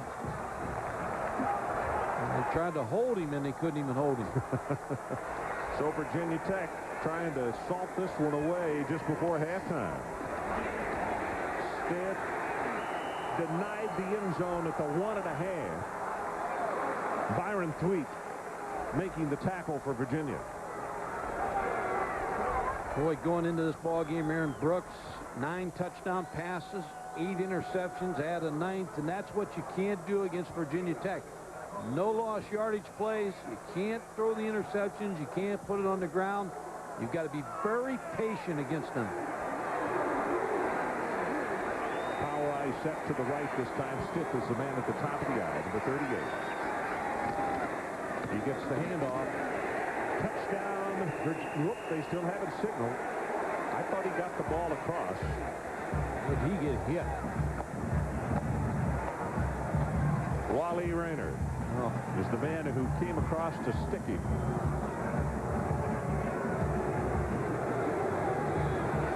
The folks that are sitting on that end zone line, they have already made the call. That's the reason for the chorus of boos. We talked about Wally Rayner. I was just going to say Rick Lance said when Poindexter was hurt that he really has risen his level up. Very vocal leader. You see the tip of the football is just right at the end zone line, and Clark will sneak it in for the 6 points.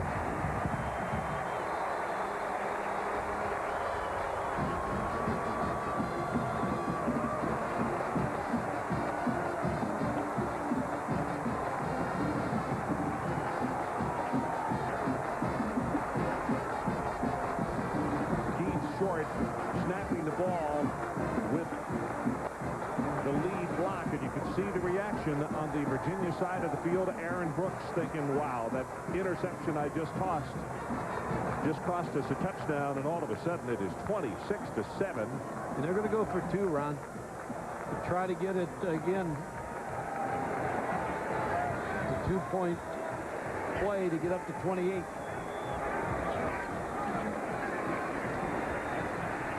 Clark not going to make it, and that is Wally Rayner. Looked for all the world as though he was going to have it, and Rayner closed the door. Frank Beamer not happy about that. So we take a timeout with 1:39 until halftime. And the hero, well, Lauren Johnson, interception number 23 in the... Dear True Value, after 3 attempts to install a faucet I bought there, your salesman did something kind of amazing. He offered to come and help do the job himself. And the price for his services? A ride to my home. It made me feel great. And I think the True Value guy felt pretty good about it, too. Until the ride back to the hardware store. Will you come back for dinner? It's hard to respect the French when you have to bail them out of 2 big ones in 1 century. But we have to hand it to them on mayonnaise. Nice job, Pierre.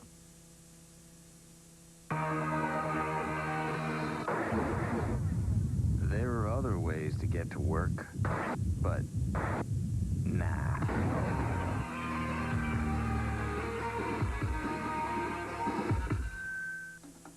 Hey, Gordita fans, check out the Gordita Supreme.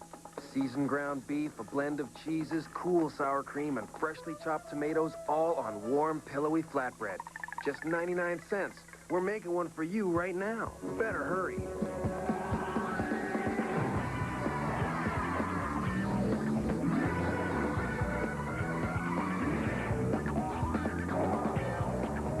Can't these both go any faster?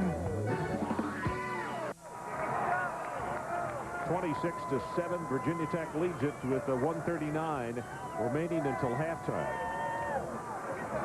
7 drives, 5 scores, 3 touchdowns, 2 field goals, 205 total yards for Virginia Tech. Kibble again will kick it off. And in fact, I'll tell you what, Mike, you watch Kibble on the kickoff. I want to see if they send somebody after him again. And how he reacts. Womack is the deep man.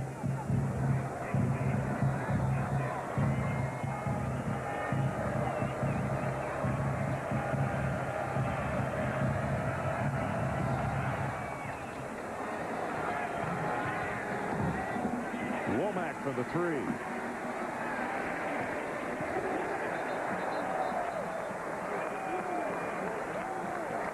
And let's check in with Larry Beal. All right, Ron, coming up on the National Car Rental Halftime Report, Lee and Kirk will join me. We'll check out the highlights of Georgia Tech and Georgia. Michigan State needing a win over Penn State to become bowl eligible, plus a preview of Miami versus Syracuse for the Big East title. That's coming up at the half. Okay, Larry, we got 1:32 remaining until halftime. Thomas Jones back in at tailback.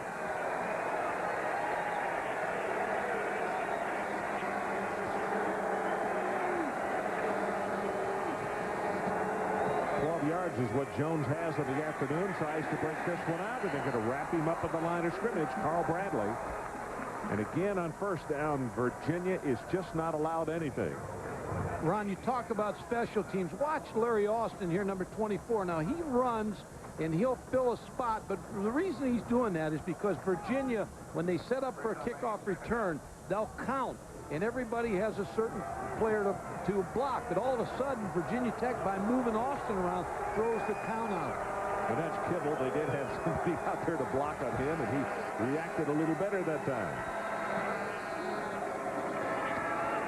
Jones, 3 yards, maybe 4. Carl Bradley again, and look to see if Virginia Tech calls a timeout. They're going to use a timeout here. They want to force them into a punting situation.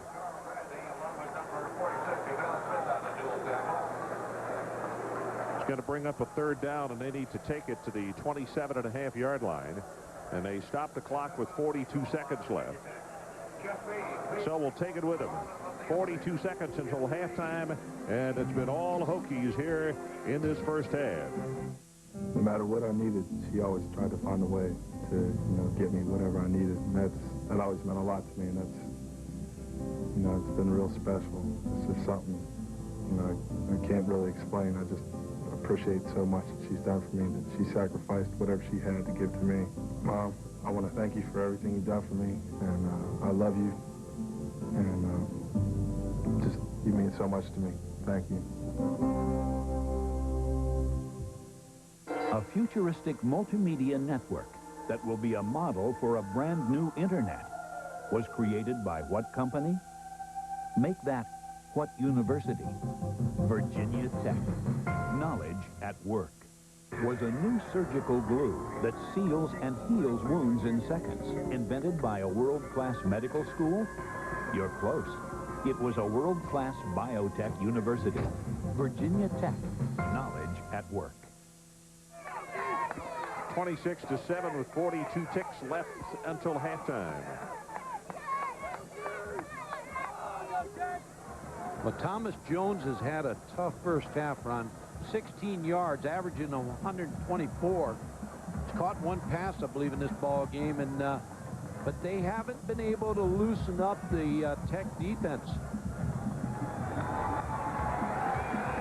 Third down. And as we mentioned, the line to make is the 27.5-yard line.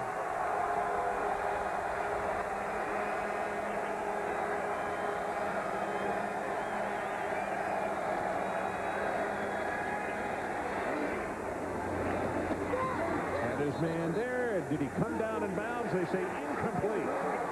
Terrence Wilkins, the intended receiver, he caught it, but he was hit by Charlton. Yeah, Ike Charlton, a little tougher coverage right there, forcing this punt. Aaron Brooks with a nice throw. Just good coverage by Ike Charlton.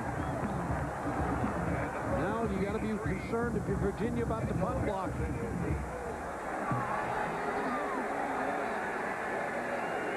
Keep an eye inside.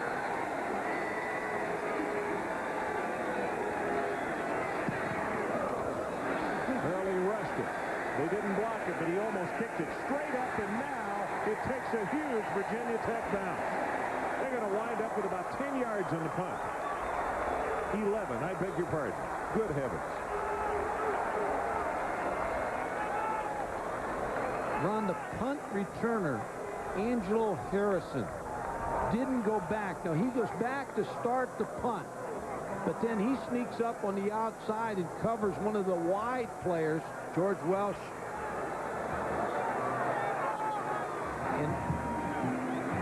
Which allowed the rush for Virginia Tech. Average field position, Virginia Tech, their own 48, and of course they're deep here, right over the middle, and that one is well overthrown, and there's a flag down.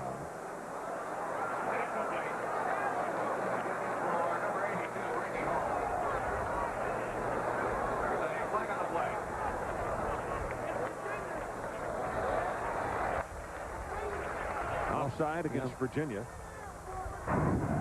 Offsides on the defense.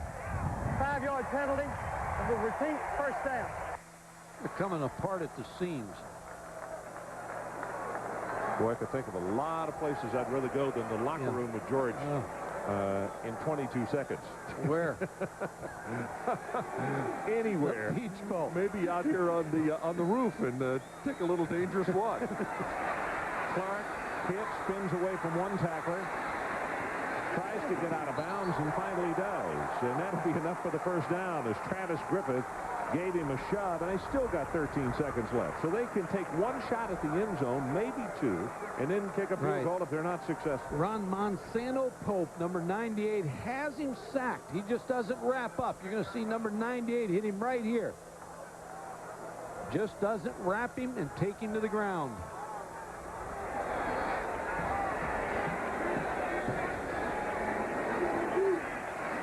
Right over the middle, incomplete. Hall is the guy that they wanted. 9 ticks left. Crowd wanted a roughing the passer as Clark got thrown down after the pass was delivered. No movement by the special teams. That was Monsanto Pope. He was going to make sure he took him down this time. Now a timeout has been called by Virginia Tech.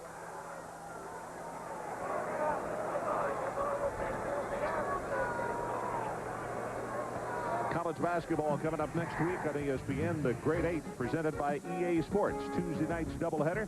Connecticut and Washington, and Kansas against Kentucky. Then a Wednesday, it's Utah and Rhode Island, Duke and Michigan State. Coverage beginning 7:30 Eastern each night from the United Center in Chicago.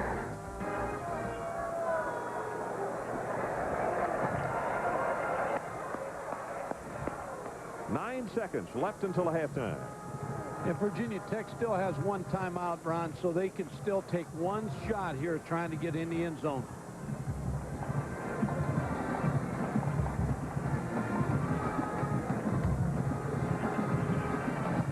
So you don't think the locker room at Virginia is going to be an exciting place to be here at halftime? I think if they stopped right now, it would be bad. And I think if they get in the end zone, I probably would just say, well, where'd they park the bus?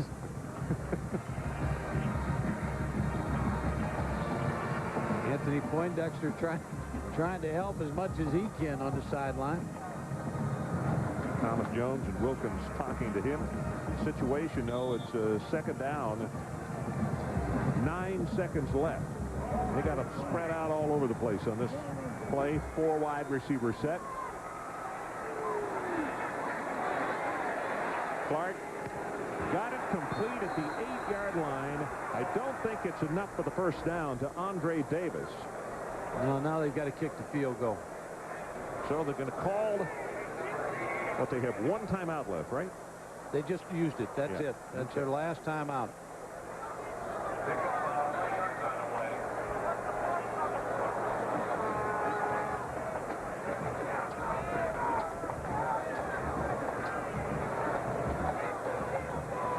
So if they use their final timeout of the first half, stop it with 3 seconds left. Hokies leading 26-9. And we'll see if it is, in fact, Shane Graham that they send in to try to pick up 3 sure points, or if they try to really go for the juggler and make it a 33-7 halftime lead. I think they'll take the points. He's kicked 2 field goals already. Coming up on the National Car Rental Halftime Report, Larry Beal in the studio. It's going to be joined by Lee Corso and Kirk Herbstreit. And they'll catch you up on other games going on today, plus a look ahead at tonight's Notre Dame and SC game. Boy, a tough spot for Bob Davie in Notre Dame tonight with the quarterback, Ferris Jackson, down. And the way it happened also. Well,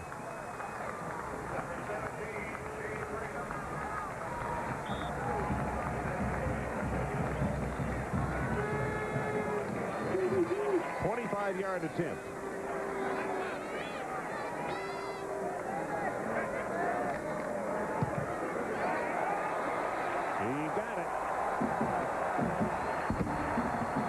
So the cannon sounds, and we are at halftime.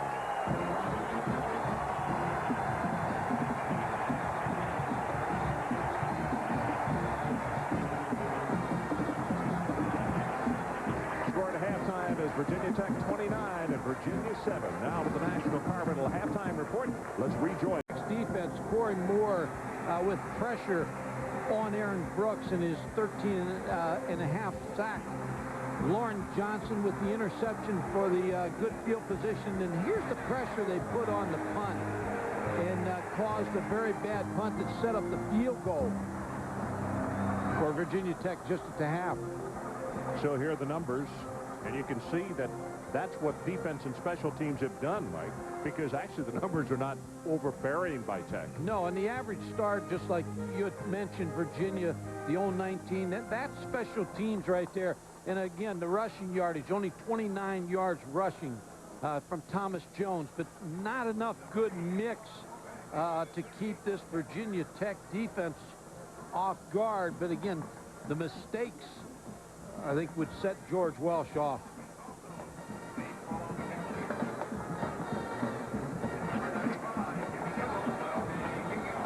Womack is back deep, and Jimmy Kibble gets set to get this second half underway. There's Antoine Womack.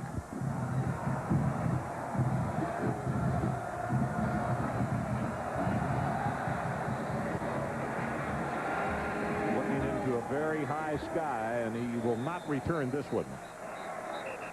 Adrian, let's check in with you. Was the halftime at Virginia, was it G-rated or R-rated? I'm going to have to give you the G-rated version. I was the lucky one or unlucky one, depending on how you look at it, who got to lend an ear to George Welch, and all the finger pointing and all the shirking of the blame for being down by 22 points finally stopped, and George Welch said, look, all of you, forget about the Peach Bowl. You better start playing like this is your rival.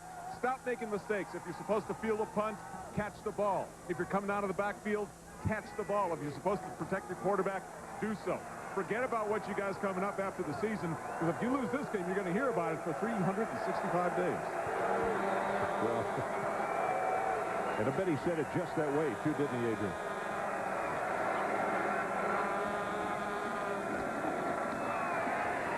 Well, good blocking on this first down, and that is one of the longest gainers they've had on first down. Defensive leaders, Mike, take a look at these. Thweet and Spruill, 6 tackles in 5, 3 individually by Spruill. Moore, 4 tackles, 2 sacks for him, and Charlton, 4 tackles. Yeah, Moore has had an excellent first half of putting on pressure on Aaron Brooks. By the way, I said a moment ago, 23 interceptions by the secondary, actually by the entire team, not just the secondary.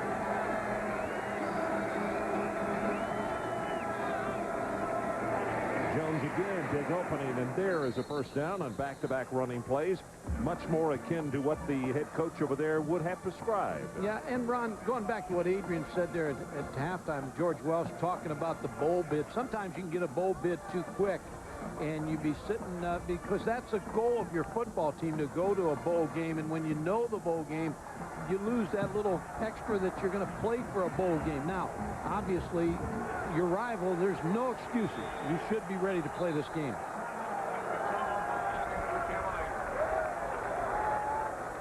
So a timeout called by Virginia. We'll take it with them. 13:52 left in the third quarter. We'll be right back. America Online introduces new version 4.0. It can't get any easier. Instant messages. We've spent over $1 billion to create a state-of-the-art high-speed network, and with 56K, connections are faster than ever. Everyone I know is on it. America Online, so easy to use, no wonder it's #1.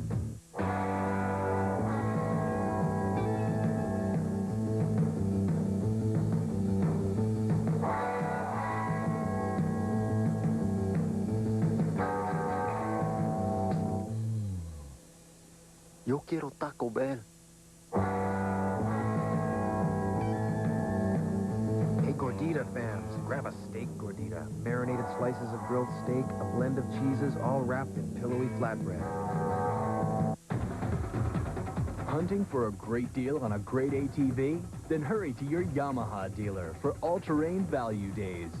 And get 0 down and payments as low as $69 a month for 3 full years on not 1, not 2, but 9 great Yamaha models. So quit messing around. And hurry to your Yamaha dealer today for all-terrain value days. Because at this rate, they won't last long.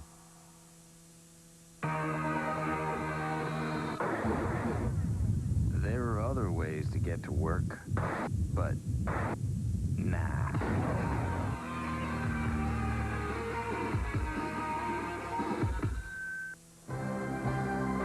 ESPN's presentation of college football is brought to you by the U.S. Army. Be a part of the toughest, smartest Army in the world. Be all you can be. And by America Online. So easy to use, no wonder it's #1. Virginia Tech leading soundly here in the early going of the third quarter. Time is back in, and let's see what Virginia has up their sleeve on this first down.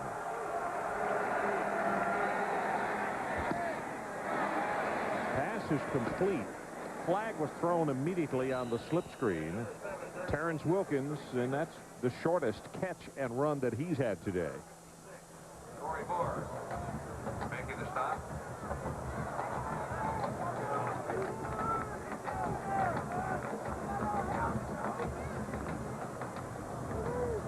That's going to be offside against Virginia Tech. Good call, Ron. Here's the thing I like about this Virginia Tech defense. Watch them once the ball's thrown out there. Watch the shirts of Virginia Tech, how they get to the football. That's what you want out of the defensive football team. Pursuit. Run to the football. You have pursuit drills that you start practice, in practice with. Bud Foster has to be proud of that.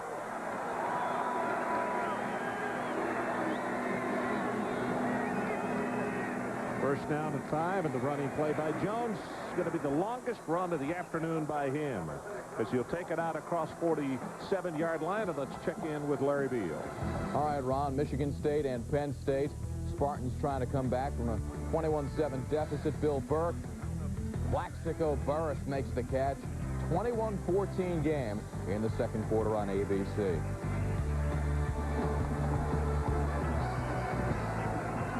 Now that, as I said, was the longest run of the day by Virginia just now. 9 yards officially on the carry by Jones, and they move the sticks again as they have it now at the 46.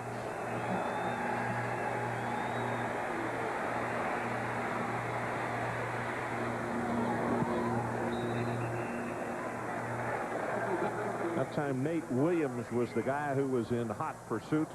And let's check in with Adrian Karsten. Adrian? On the near sideline behind Virginia Tech, Lauren Johnson, the individual, had that interception earlier in the game. Taking a look at his left and right knee, not just one or the other. Whether it's true or not, Lauren's been complaining to the officials throughout the game that the Virginia offensive end, the wide receivers, have been going after his knees. As I say, don't know if it's true or not, but at least to the point where he's had to at least take a seat on the sideline. Well, that was Lauren that got blocked on that slip screen just a moment ago, and he got chopped on that one.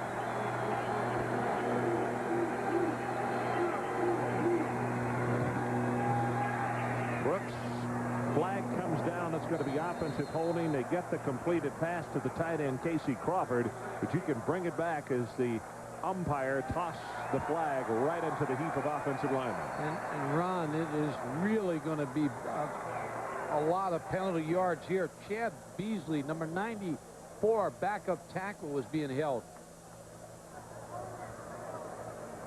This is such an important drive for Virginia. Here's where they're going to call the hold right here.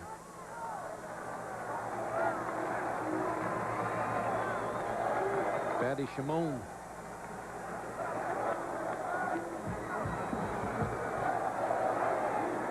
Shimon, a senior out of Youngstown, Ohio. And a penalty now has pushed it back to the 32. Second down at about 24.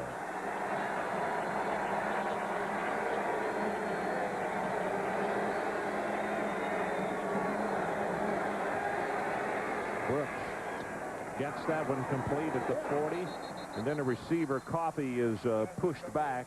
They're going to give him forward progress to around the 38-yard line. Ron, I talked earlier about Lorenzo Ferguson, number 6. Of all the places he lines up,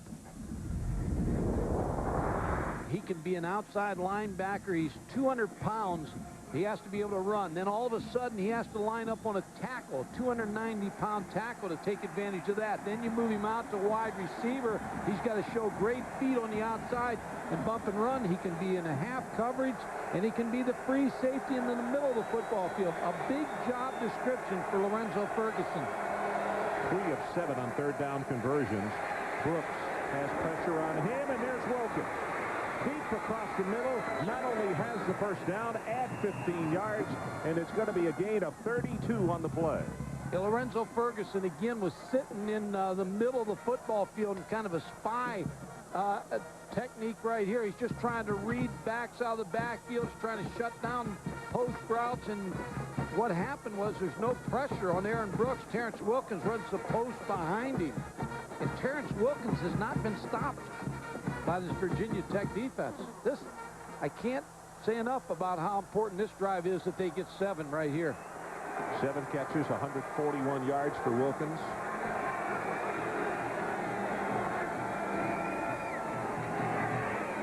Jones tries to bounce it to the outside, and he will go inside the 30 as Michael Hawks puts the stop on him. Talked about his brother Julius. He's playing today in a high school game, recruited by everybody in America. It was consensus of opinion that Mom and the sisters would go watch Julius play at his high school game, and that Dad was coming here to see this one. They talked about splitting time. Then they said, no, that wouldn't be right to either kid. 8th play of the drive by Virginia.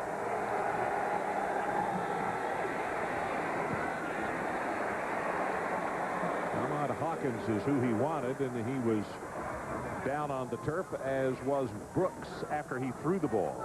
A good pressure. Carl Bradley, 77. John Engelberger, 96. All met at the quarterback. And this is a good offensive line for Virginia. One of the better offensive lines I've seen in college football this year.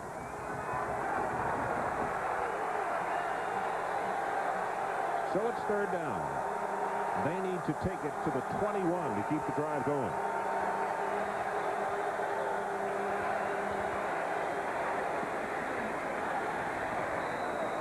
Dropped by Thomas Jones, and there was a flag down, and Corey Moore again with pressure.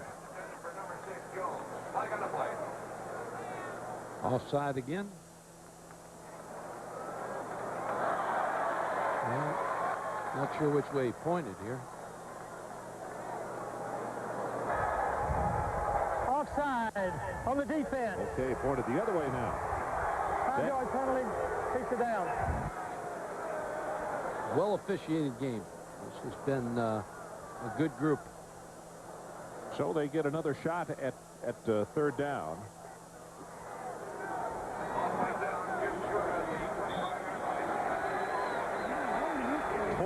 To 7. Hokies leading. Just over 10 minutes to play 3rd quarter.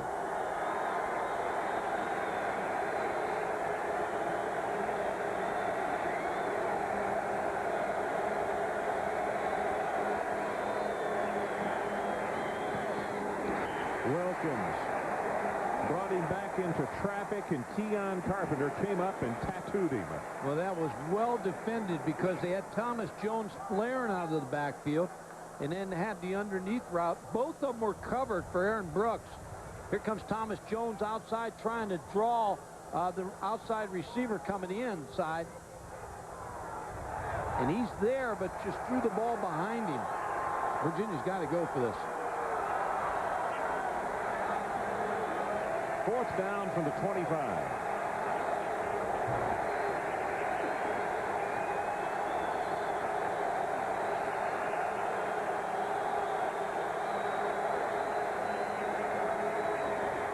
There he is at the 10, at the 5, touchdown Kevin Coffey.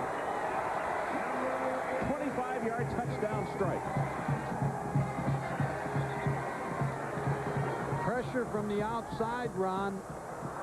No free safety in the middle of the field. The post route thrown against Ike Charlton by Kevin Coffey on the reception. Well thrown ball by Aaron Brooks. Blitz is going to come right up here. There's the post. No free safety. Coffey catches the football in the end zone. Free safety man coverage. Keon Carpenter. Coffey a good target. 6'2", 197. Big drive for Virginia. Gets them back in this football game.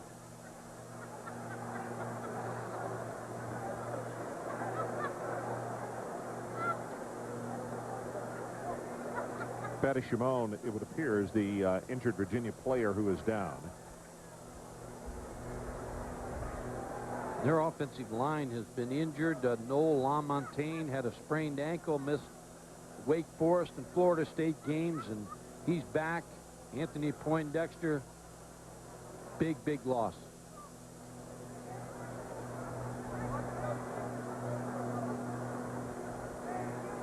Shimon, well, he had a teammate roll up on his ankle. Sorry. Anytime that happens when an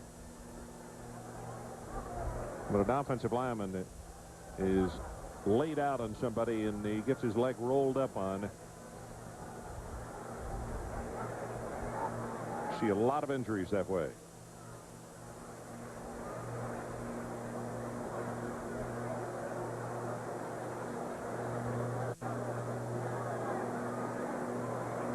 So let's take a timeout. 29-13, Virginia Tech. Right back. This is life.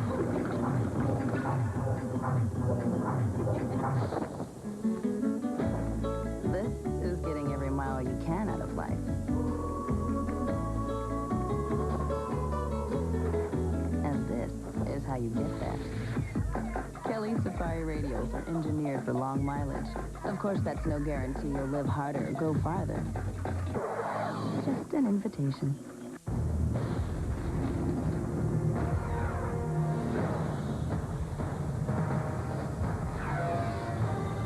It is more than a trial by fire. It is a rite of passage.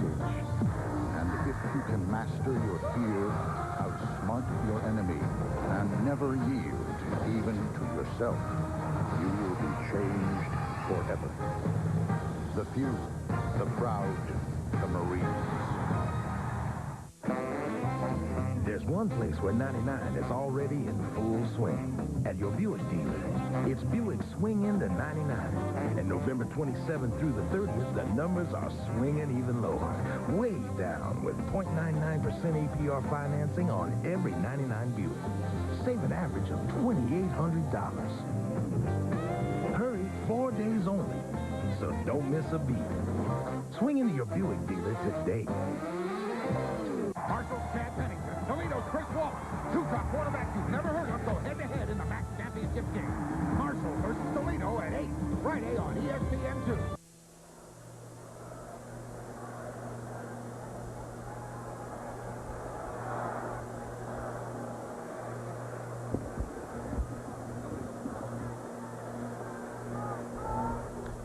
So 29-13, Virginia Tech is leading, and they continue to work on Shimon. They have brought a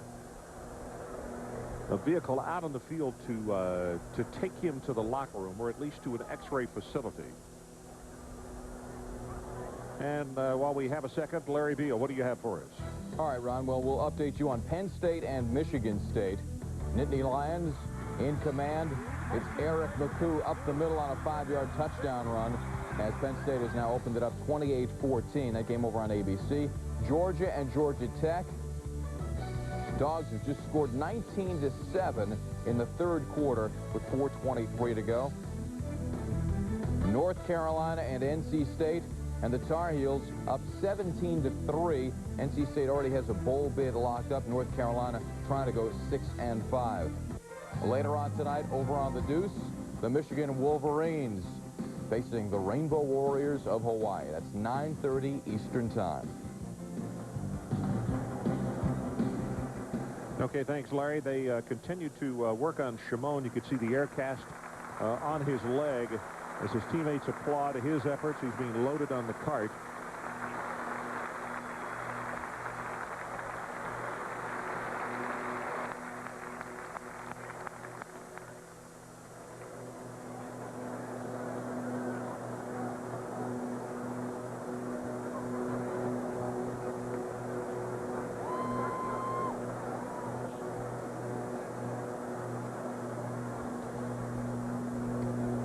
The bowl picture, Ron. Virginia already accepting the Peach Bowl. Virginia Tech really is unknown where they're going to go. Talking to Jim Weaver up here, the athletic director, and he's got some ideas where they're going to go, but of course a lot of things with Notre Dame's involvement deciding where the Big East teams are slotted. NC State going to the Mike Braun PC Bowl. Georgia Tech, Gator. It will be interesting to see exactly where Virginia Tech winds up, because this one we got a lot of football left to play, but they have been extremely impressive so far. The interesting thing is Shimon is taken off the field and to the X-ray facility here at the stadium. The interesting thing is the Hokies have played some very good football, and then they have had occasions because of the injury to Clark, and they've had to do some substituting as far as their offense is concerned. They also have had some mystery games, Mike, that they really have disappeared in and should not have. The Temple win here was a big win for Temple, and of course Syracuse beating Virginia Tech. This is the extra point from that touchdown that was scored just probably about 15 minutes ago, and Shimon went down with the injury, and because he wanted to be extremely careful with him and get his leg in the air cast. So the extra point is good, and that puts a period on that drive. It was a 4th down play. 4th down, and they score in a 25-yard touchdown pass.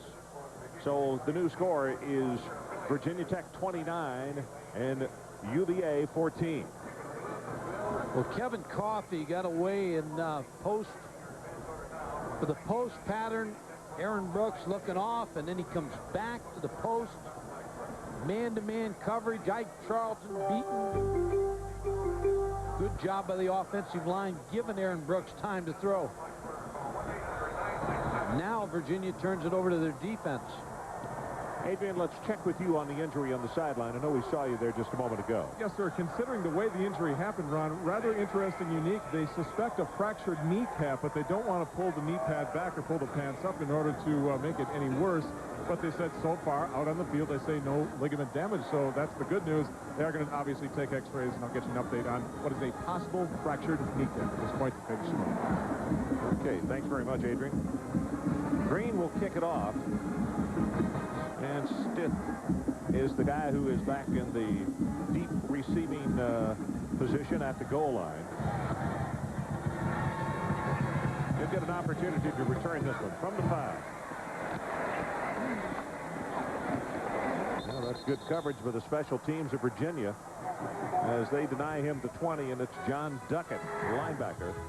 Primetime college football tonight on ABC. Autry Denson and the 10th-ranked Notre Dame Fighting Irish are out at the L.A. Coliseum to take on the USC Trojans. Coverage begin 8 o'clock Eastern, 5 Pacific on ABC. Ron Franklin, Mike Gottfried, and Adrian Karsten coming to you from Blacksburg, Virginia. We're in the second half. We have 9:56 left, third quarter.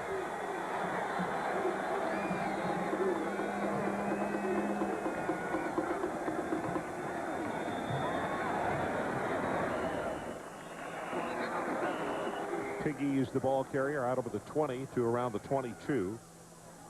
And now, Ron, Virginia defense, the offense answered what they needed to do. They took the first drive down the field, scored. Now the defense got to get the ball back for them to get them even closer to the Virginia Tech team.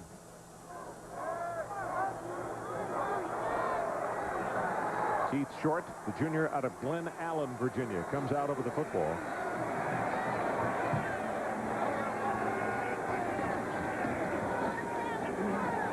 Clark, no place to go, and he's going to be sacked, and that's Rayner, Wally Rayner.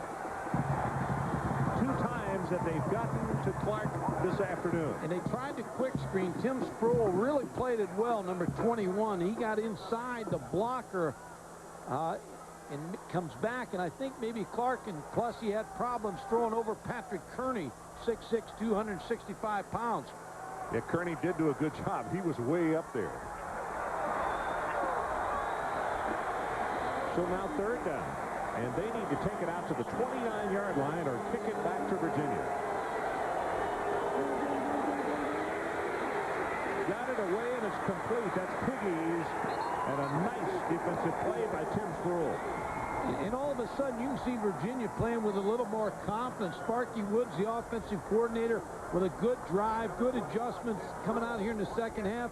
Rick Lance, the defensive coordinator, good adjustments. So a good first series by Virginia's offense and defense. Now if they can get good field position on the special teams, they'll be in business. Maybe that's singeing at halftime that George gave them as this ball is going to be blocked and tackled as they could not get the kick away. And if you look at the bench area, Ron, Virginia's bench area, they're all fired up, but that's what you want to do to a team that's noted for special teams. You want to turn the tables on them. And that might go back to what Adrian Karsten said early in the ball game, that George Wells spent so much time on the kicking game. Now it paid off. Even though it's a snap, it's dropped, you still make the effort, and you turn the ball over to an 11-yard line or 6-yard line to your offensive football team. Kibble is who was shaken up on the play, and it's Burnham who is coming in to make the tackle on him. So let's see if Virginia can capitalize, just as Virginia Tech did in a similar situation on a turnover by the Cavaliers back in the first half.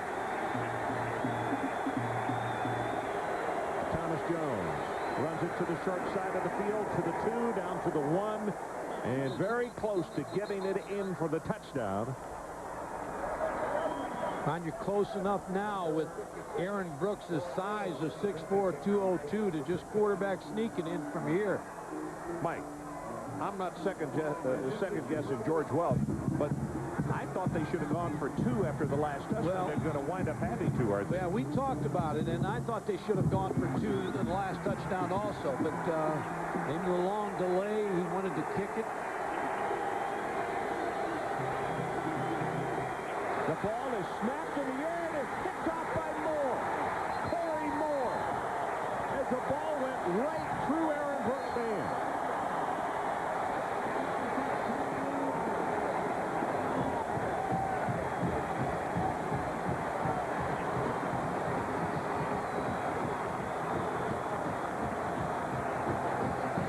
Unbelievable. You have seen mishandled snaps in a lot of different ways, but watch this one. It's like he snapped it away from his hands. I'm not sure he even had his hand set underneath there. Well, that ball comes out so funny. Moore now has 5 tackles, 2 sacks, and a fumble recovery. That fumble recovery is the biggest one. Looked like they were jumping center.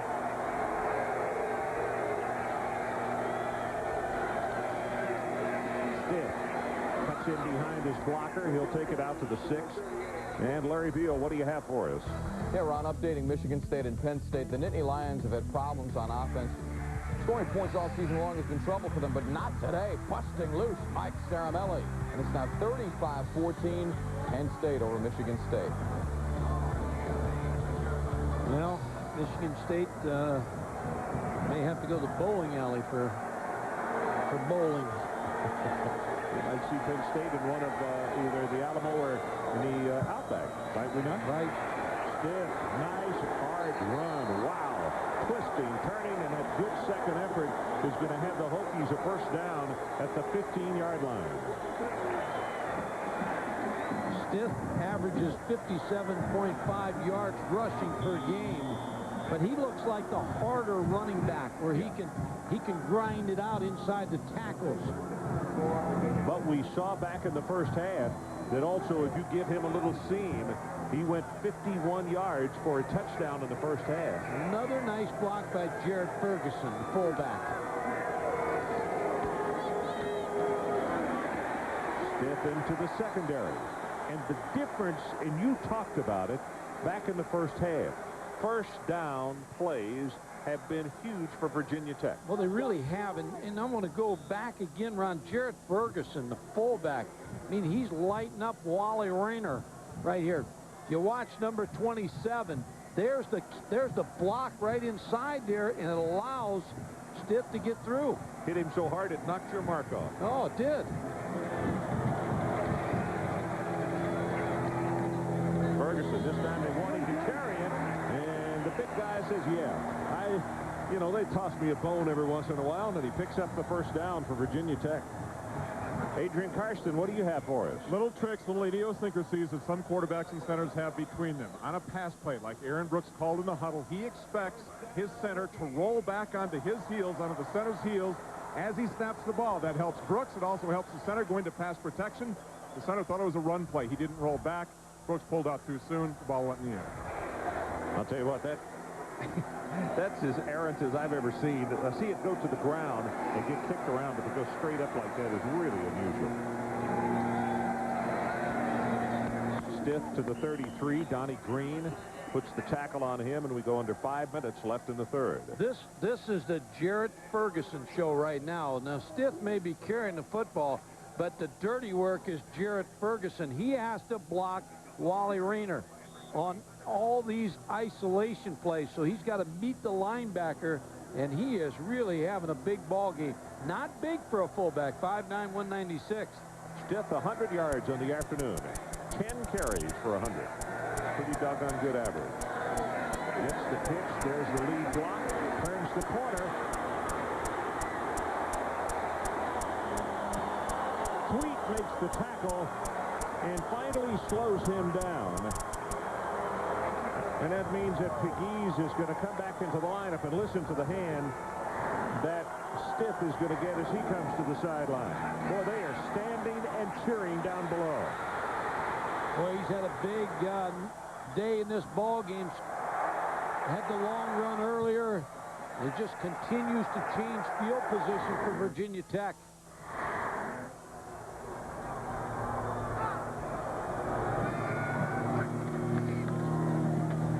Big East. Burnham comes up and makes the hit on him. Ron, Wally Rayner is an All-American linebacker, but he's had his hands full with Ferguson.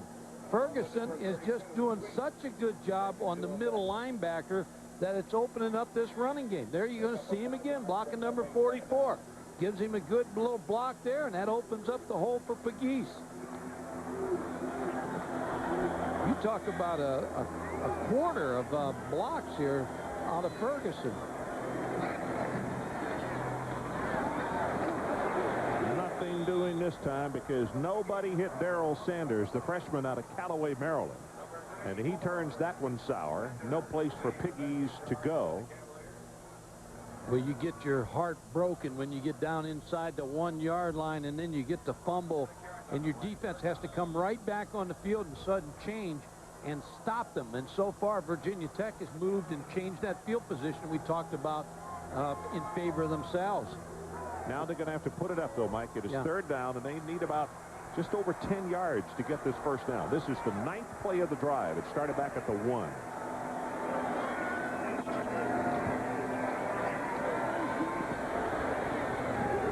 Intercepted. That's Tweet. And Tweet with a sweet 6.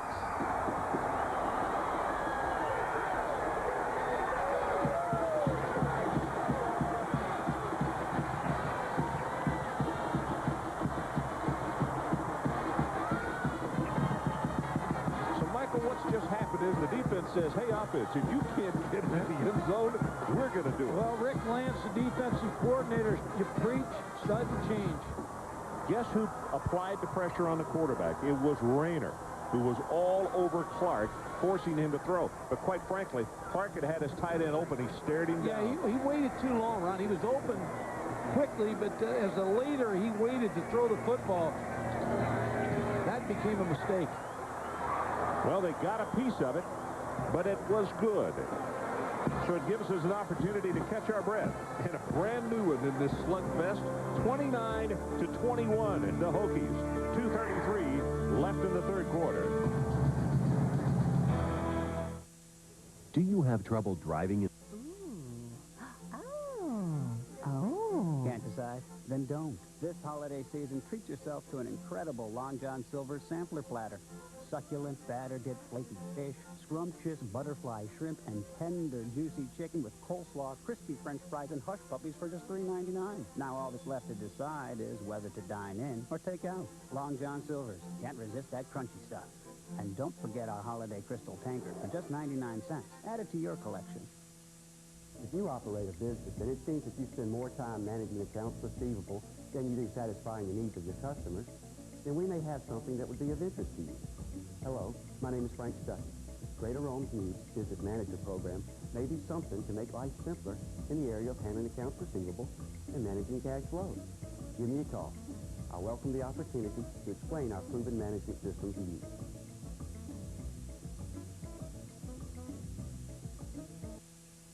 In one big night. First, it's the Puerto Rico Shootout Championship at 8. Then, the Great Alaska Shootout Championship at midnight. Tonight on ESPN. So get ready for ESPN Sunday Night Football. This week, Terrell Davis and the Broncos look to continue their perfect season when they collide with Junior Seau and the Chargers. ESPN Sunday Night Football. Coverage begins at 8:15. Oh, I got to remember to watch that game. Well, 29-21. Mike, look at this reaction. Lauren Johnson. Watch. Here's the interception. Here's the interception. Just too long of the throw from Al Clark. He waited too long to try to hit Bob Slukowski and paid for it with a touchdown interception. Lauren Johnson was headed to the locker room because of the injuries to his knees, and he just stops and put his hand on his forehead. Now his head hurts. So David Green's going to kick it off. Stiff is the man who's back deep, and now it's an 8-point ball game.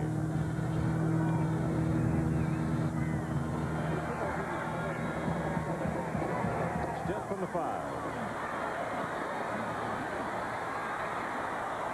He came within about one person of breaking that one.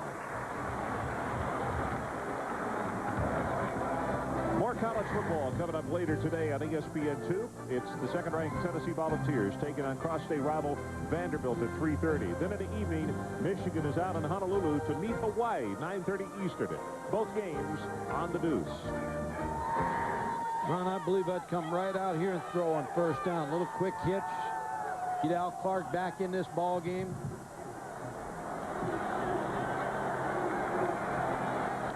Housewright has come in at fullback, number 41. 11 of 16 with the one interception by Clark, and they take it straight ahead with a running play to Stiff. It's Antonio Dingle who has a hold of him. Rick Lance believes about Antonio Dingo that he can be a first-round draft choice. Had a big ball game in that Thursday game we had right off the bat against Auburn. 6'3", 305 pounds with good movement. The one thing he also worried about in this ball game was the very athletic and taller wide receivers by Virginia Tech. Much akin to a situation like at Florida State, where sometimes you can throw the ball and we just let them go get it. Throw it up, jump ball. Clark got it complete. Wow. What a hit by Dwayne Stukes on Ken Handy. And that's not going to be nearly enough for the first down. So now Virginia Tech playing uphill a little more as far as not picking up big yardage on first down. And you start playing a little tighter now.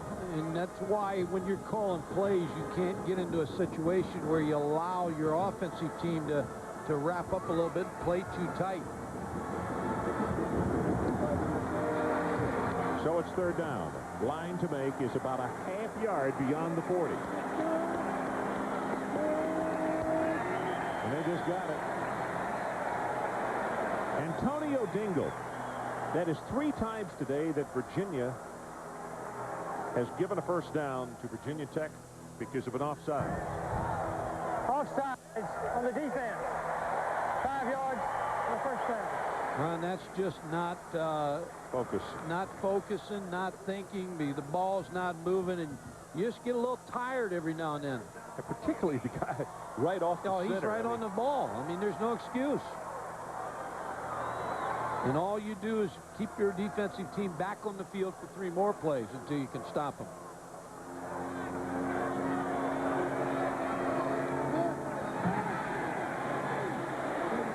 Got it away, got a man wide open, and he overthrew him. And Clark never saw it because he was just obliterated by Wally Rayner. And it's a good thing Wally Rayner was in on the blitz because he had an open receiver running down the sideline, Ricky Hall, who was 6'3", like you talked about, the taller wide receivers. If Al Clark gets time to set here and throw, but Wally Rayner's right in his face. Whew. A big play by the middle linebacker, the All-American middle linebacker. 35 seconds left in this third quarter. Second down and 10. On the shotgun, they go with a running play. Here's Stiff. Turns the corner. Did he get the first down? I don't know from where they have spotted this. I don't think so. Angelo Harrison was out there blocking for him. And he had a good block, Ron. Angelo Harrison with a good block. Number 33, Donnie Green, tried to run down the play.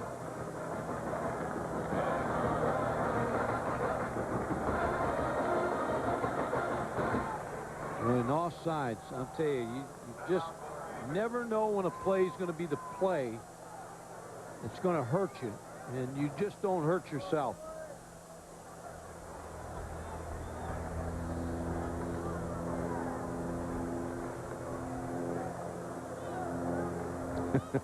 Well, the coach walked out there. He wanted a closer look.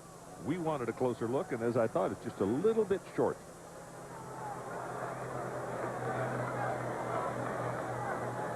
Nice waist down right here if you want to take a... Now it's 3rd and 1. Yeah, you're going to pick the first down if they haven't changed the marker over there yet. Mm-hmm.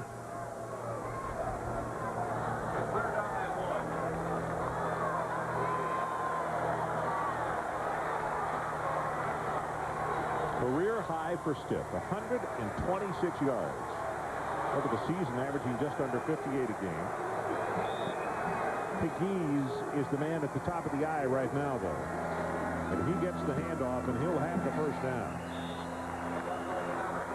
Not a lot of movement, but just enough. Just enough. Didn't need a great deal.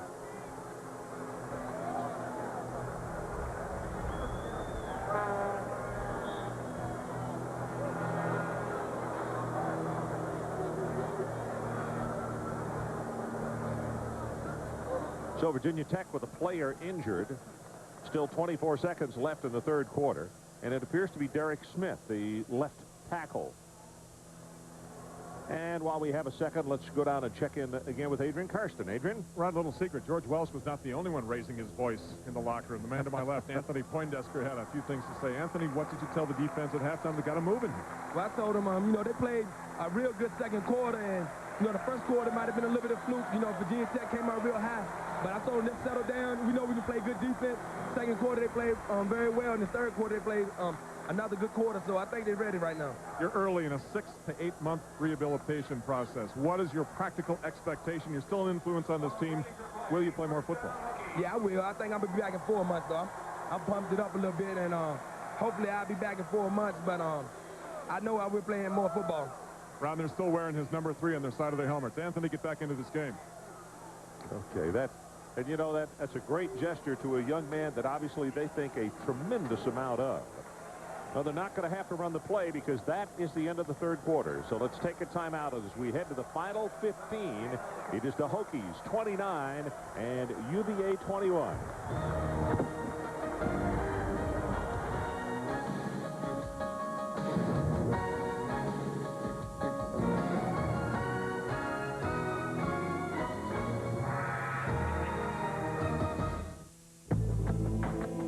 Are you concerned about losing more hair?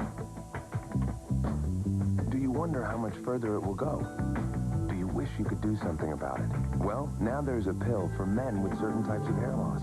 Introducing Propecia. In clinical studies, the vast majority of men, 83%, maintain their current hair count, and most, 66%, regrew some hair. Take it daily and you could see results in as little as 3 months. Propecia is for men only. A small number of men experience certain sexual side effects. Each occurred in less than 2% of men. Women who are or may potentially be pregnant must not use it or handle broken tablets because of the risk of a specific kind of birth defect. Talk to your doctor or pharmacist and read the consumer information they can provide. Propecia, helping make hair loss history. Will she say, I love it? You shouldn't have. It's just what I wanted. Or will she say, nothing at all? The Diamond Solitaire Necklace. This Christmas goes straight for the heart. A diamond is forever. De Beers. Hear that? That's music to a man's ears. That's the sound of one friend keeping another friend cold. Thank you, refrigerator. Oh, great one. How much time do I have left? You have 15 minutes. 15 minutes? 15? Maybe 20? What? I can't take a bath in 20 minutes. What are you talking about? Oh, times on tapes. There is a better way to see how much time's left on your tapes. Sony Smart Files. With one way that automatically tells you what's on your tapes. Plus, it fast-forwards to exact spots. I'm getting another call. They just said 40 minutes for you. This is your lucky day, mister. Sony Smart File VCRs. Now you know. There's one place where 99 is already in full swing. At your Buick dealer. It's Buick Swing Into 99. And November 27th through the 30th, the numbers are swinging even lower. Way down with 0.99% APR financing on every 99 Buick. Save an average of $2,800. Hurry, 4 days only. So don't miss a beat. Swing into your Buick dealer today. Well, Hokie Thanksgiving left us with Burt Wahoo. 29 to 21, an 8-point game. With this final quarter coming up in the situation, it is a first down for Virginia Tech at the Cavaliers 46.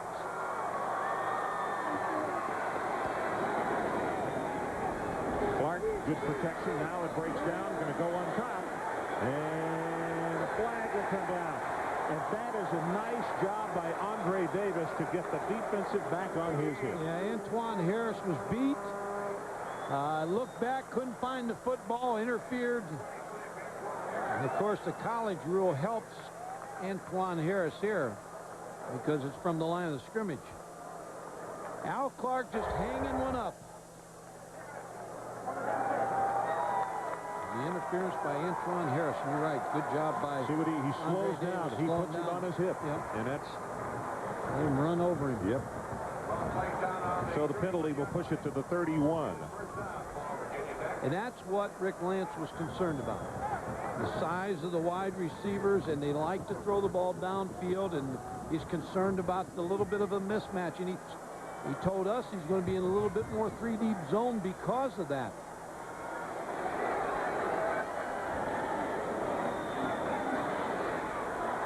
Pegues bounces it outside and steps out of bounds at the 20. Ron, I just can't say enough about Jared Ferguson. He's blocking on a guy that makes a lot of tackles. Matter of fact, Wally Rayner had 20 tackles against Florida State. Watch the fullback right in here now. There he is, taking Rayner to the ground, and that forces the ball outside. Derek Carter with a nice block, and that's how you run the football successfully, when you've got those kind of blocks. Cadella, number 76, also got his man hooked and kept him from pursuing outside.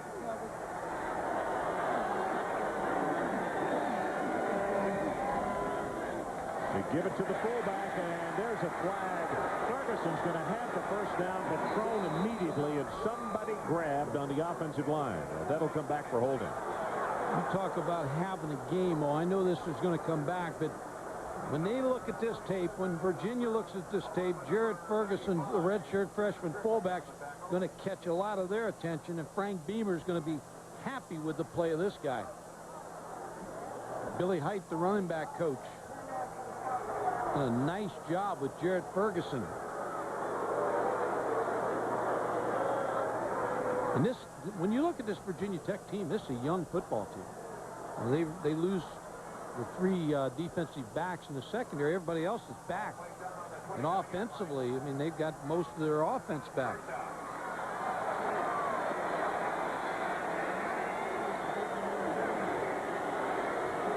First down at about 18.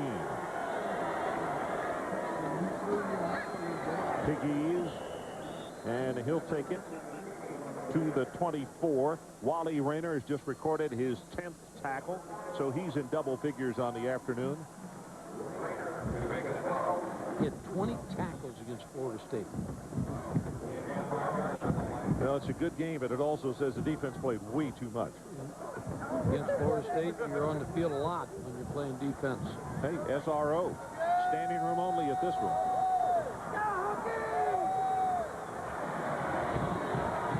Stiff comes back in the ball game as they go shotgun. Clark is going to be sacked, and that's Travis Griffith. Third time they've gotten to him.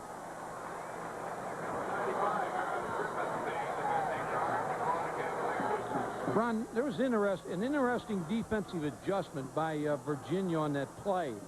And Frank Beamer's coaches up here in the press box may want to see this, but this is 34, a linebacker versus a wide receiver on the outside. That's John Duckett. So you kind of like that a little bit if Al Clark had a little bit more time. See if they do the same thing here again. They're going to do the same thing. They're going to bump Duckett outside on the wide receiver, Ken Handy. Clark going to try to run, and he's hit again by Griffith. That's coming from all the way on the other side. That is a nice hustle by Travis. Ron, I think they were trying to get the ball to Handy again against Duckett, the linebacker, because of the adjustment. Now, here's a linebacker against a wide receiver, and Handy runs by Duckett, but Duckett's in pretty good shape, but Al Clark can't get the football off. Well, he's back there more than he can say grace right. over. The best pass defense is take the quarterback down. 46-yard attempt by Graham. And he thunderputs another one. sounds. And with 12-12 left in the ball game, our new score is Virginia Tech 32 and Virginia 21. Let's take a break. We'll be right back after this.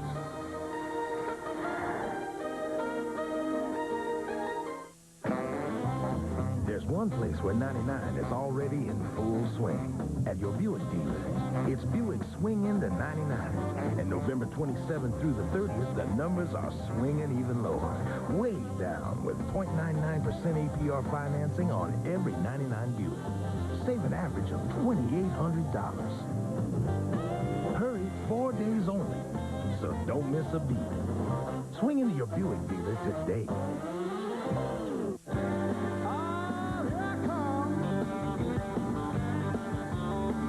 This is how Dale Earnhardt Jr. fans will remember the 1998 NASCAR Busch Series champion. This is how his opponents will remember him. From alternators and wire sets to batteries and spark plugs, get the parts that power Dale Earnhardt Jr. AC Delco powers the winners. Wow, $1.75 for a cup of Joe? It's the 90s. Everything's out of whack. Not so fast. I know how you can get all your long-distance calls for under $1. Oh, I heard about that. You dial 10-10-220, and all your long-distance calls from home up to 20 minutes cost just 99 cents. Now, there's an informed consumer. What happens after 20 minutes? It's only 10 cents for each extra minute. Well, you got to sign a contract. You've been hurt, haven't you? There is no contract. Nada. Yeah, you just dial 10-10-220-1 and then the number. Bingo. A little sanity in an otherwise insane world. Coffee's up. ESPN's presentation of college football is brought to you by Buick and your local Buick dealers. Isn't it time for a real car? We are back. Morris Hall here on campus at Virginia Tech. That's Graham's 4th field goal. It's a career high for him. The Virginia Tech record for most field goals in a game is 6 by Mickey Thomas against Vanderbilt in 1989.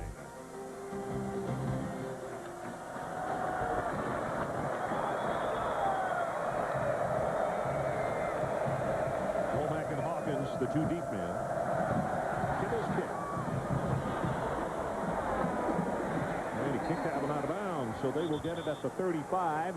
Very good field position to start off this drive. Now down 11 points. Well, they need big plays out of Aaron Brooks. They're going to have good field position here to 35.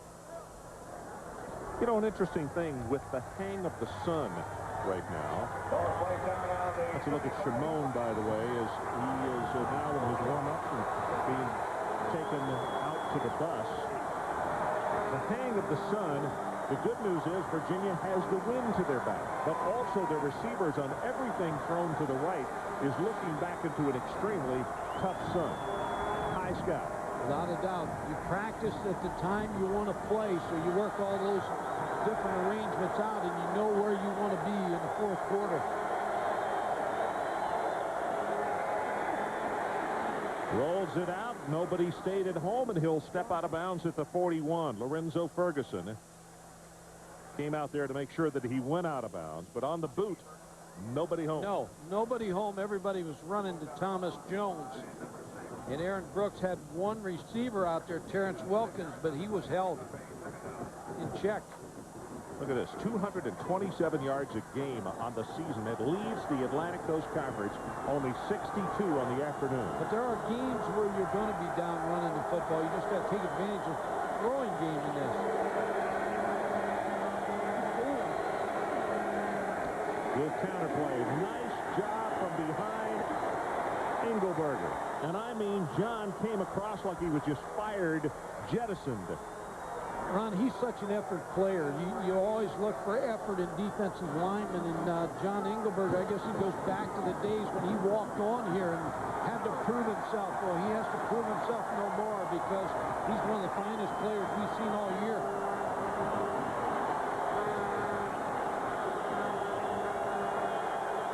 Third down, line to make is the 45.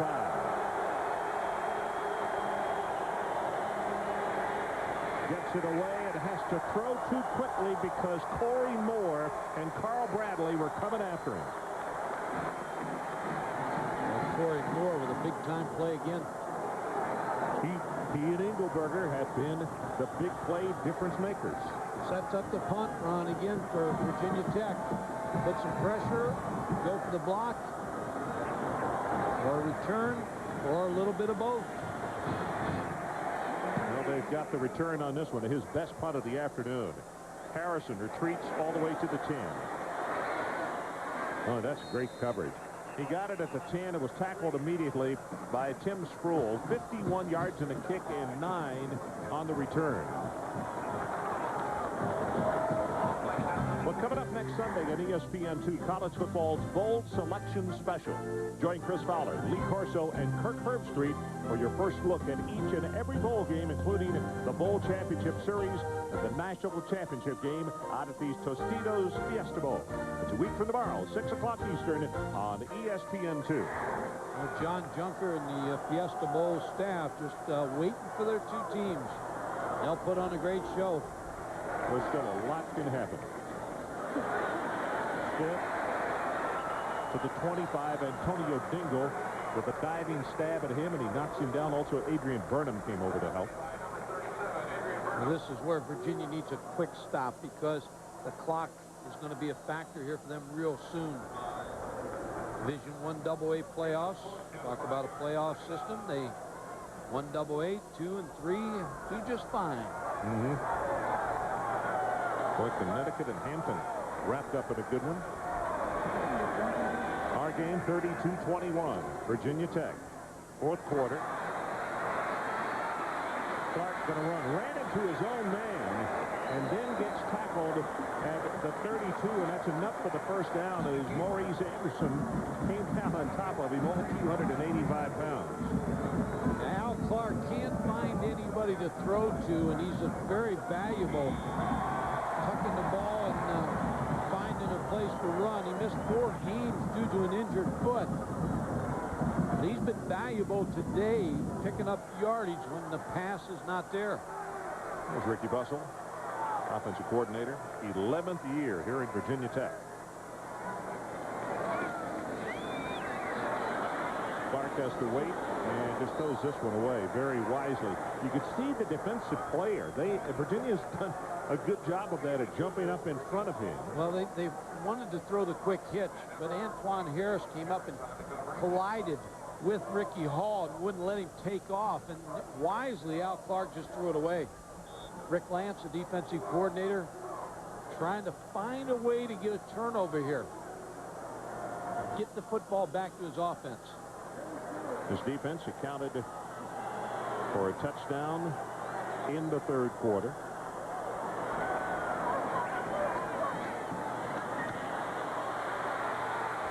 Clark drills it, and I'll tell you, that one was very close to being picked off by John Duckett.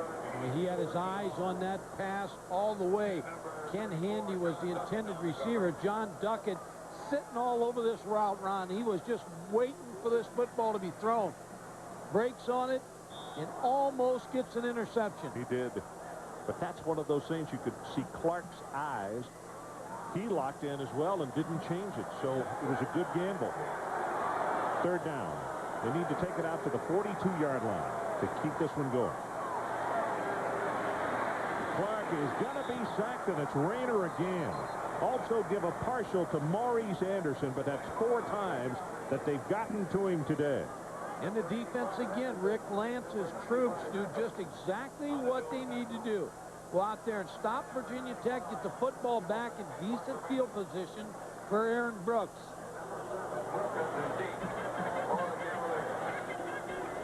Kibble, the left footer, waiting for the snap. They got the pressure on this one, and he gets it away.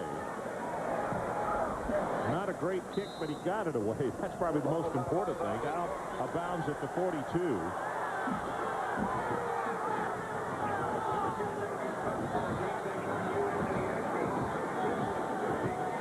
So there's a break in the action. 9-12 left in our game. 32-21. The Hokies continue to lead.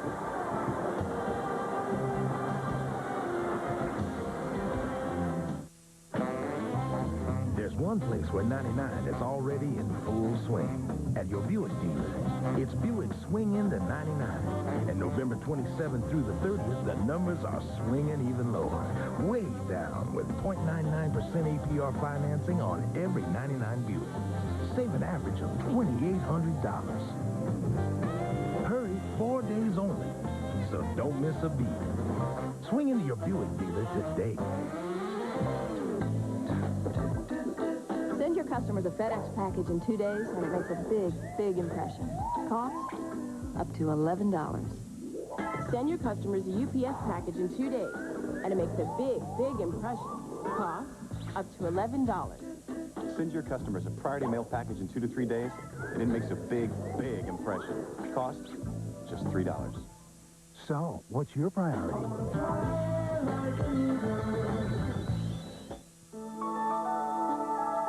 I can help you plan ahead and make sure you have money for things like the kids' education. That's fantastic. But I was thinking about starting my own business. As a matter of fact, that's part of the plan, too. Now, here's the best part. Guaranteed income for you and Meg to retire in style. AXA, dynamic vision, Equitable, a trusted resource. Call us. Equitable is a member of the global AXA Group. One final barrier between the Bruins and the Fiesta Bowl, and that's the Hurricane Bowl in Miami. Call it game day at 11. UCLA versus Miami at 2. Next Saturday on ESPN. 11-point lead by Virginia Tech.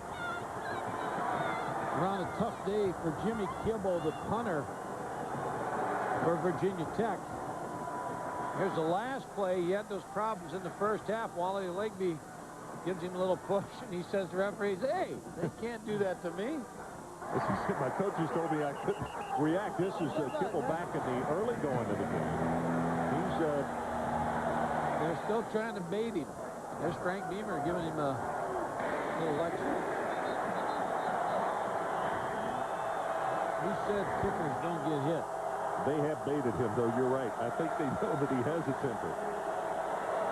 Draw play. Jones going to be ridden down by Ryan Smith. Larry Beal, what do you have for us? Ron, Michigan State needing a win over Penn State to secure a bowl berth. Trouble. Bill Burke picked off by Anthony King. 3 guys there. Second interception, and the Lions have returned for a touchdown. Oh, it's good to be the King. 42-14. Tight one. Georgia Tech just kicked a field goal, now trailing Georgia 19-18, late fourth quarter. Georgia O'Leary's ball club staying tough. Remember that finish they had last year. That's right. Gonna keep it, and we'll take it across midfield and down to the 48-yard line before Jamal Smith finally put the stopper on Aaron Brooks. Sparky Woods, the offensive coordinator, pulling out every trick he can find in his arsenal to run an option off of the shotgun attack. Thomas Jones was a trail back, but Aaron Brooks kept it and gets close to the first down. This defense will try your play calling ability.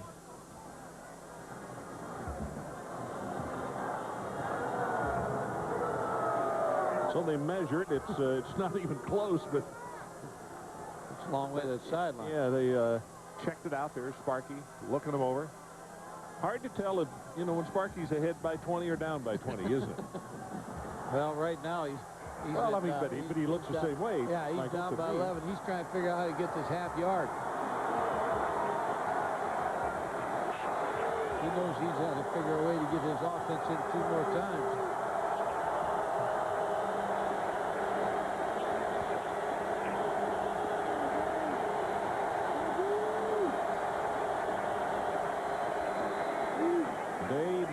Got it. They came close to breaking Jones loose on a big play. Lorenzo Ferguson. Well, we talked about Lorenzo Ferguson, all the different places that he lines up, and such a valuable member of this defense. His job description, we talked about it. He could be on a tackle, a tight end. He's a linebacker. He could be out on a wide receiver. He can be in a half zone. He could be in the middle safety. He's just all over the field.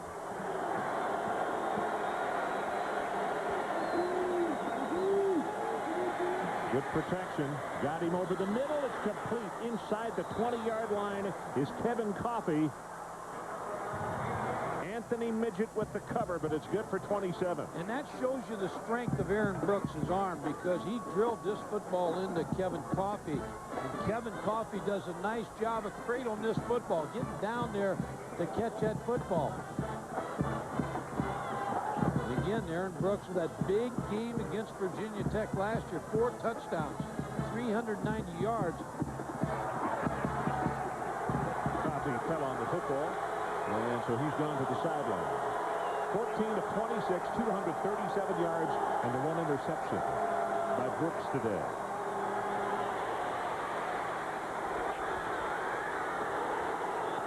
He caught it. Touchdown, Thomas Jones.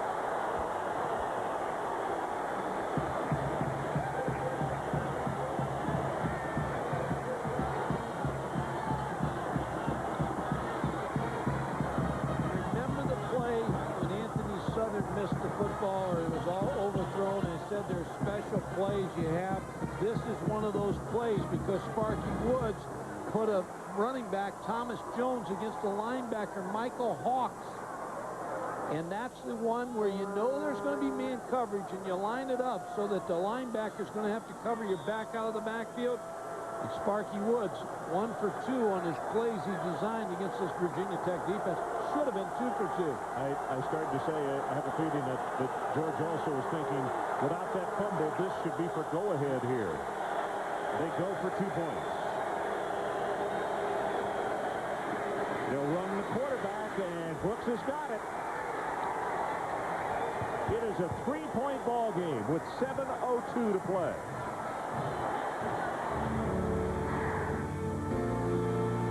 Us a timeout. We'll take it with them. 32-29. Virginia stalking the Hokies. If I said you could get your... Making plans for the holidays? Don't forget Sonny's Barbecue. There's nothing like a Sonny's whole smoked turkey and all our country fixins to fill up that holiday table. And don't forget Sonny's Catering. We make any size family get-together or office party easy, affordable, and delicious. Just call Sonny's today and have yourself a yummy holiday. Honda ATVs have beaten some of the toughest terrain on Earth, and they keep on getting tougher. Now, for a limited time, Honda of Rome has a tough-to-beat offer on selected ATVs. 9.8 APR and no down payment. Hurry to Honda of Rome, because this tough-to-beat offer is only available until December 31st. And a deal like this would be tough to miss. Rush to Honda of Rome at 2595 Shorter Avenue for this tough-to-beat offer.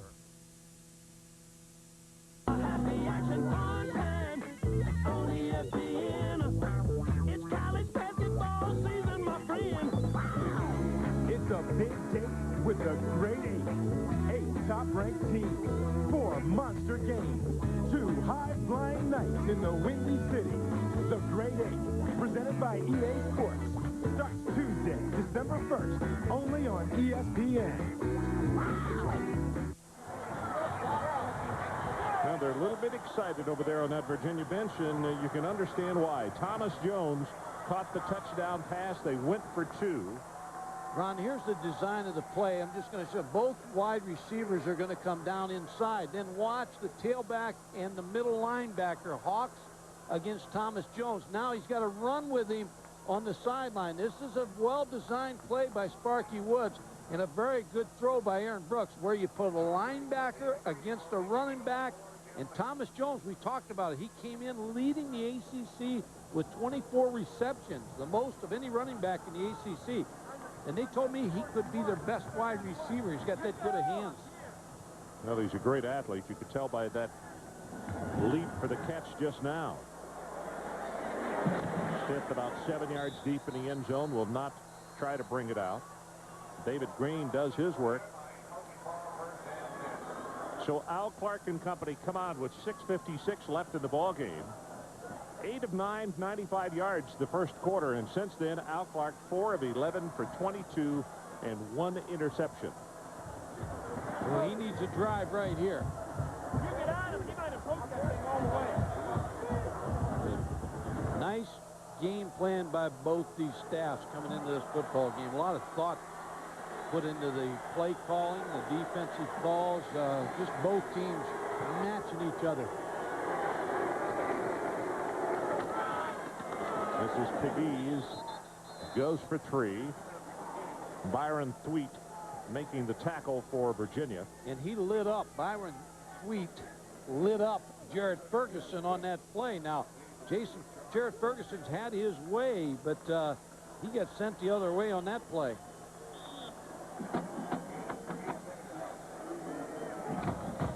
McGee is shaken up on the play, and that means that Stiff, number 38, will come in at tailback.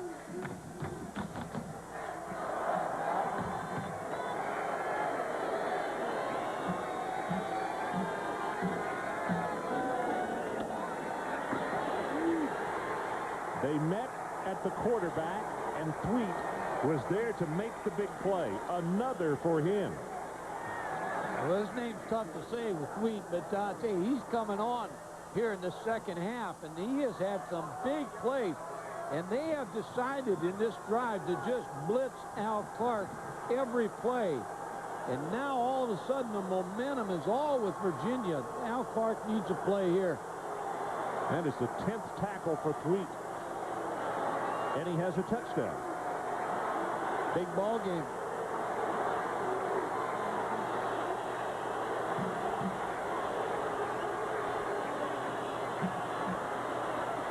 Clark going long.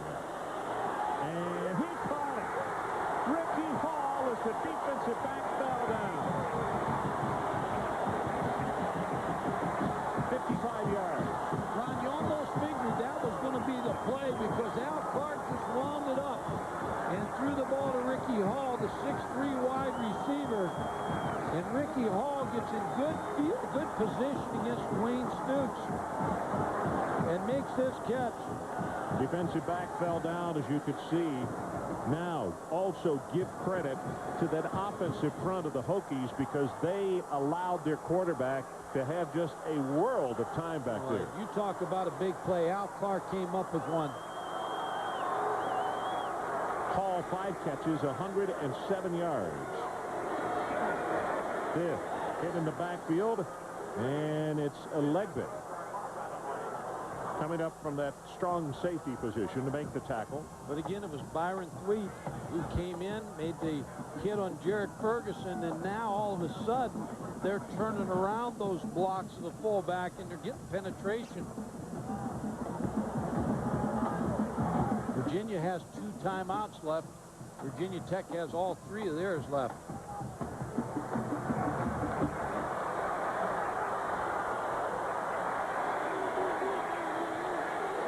Letting that play clock run down as far as they can. It's down to 3, down to 2.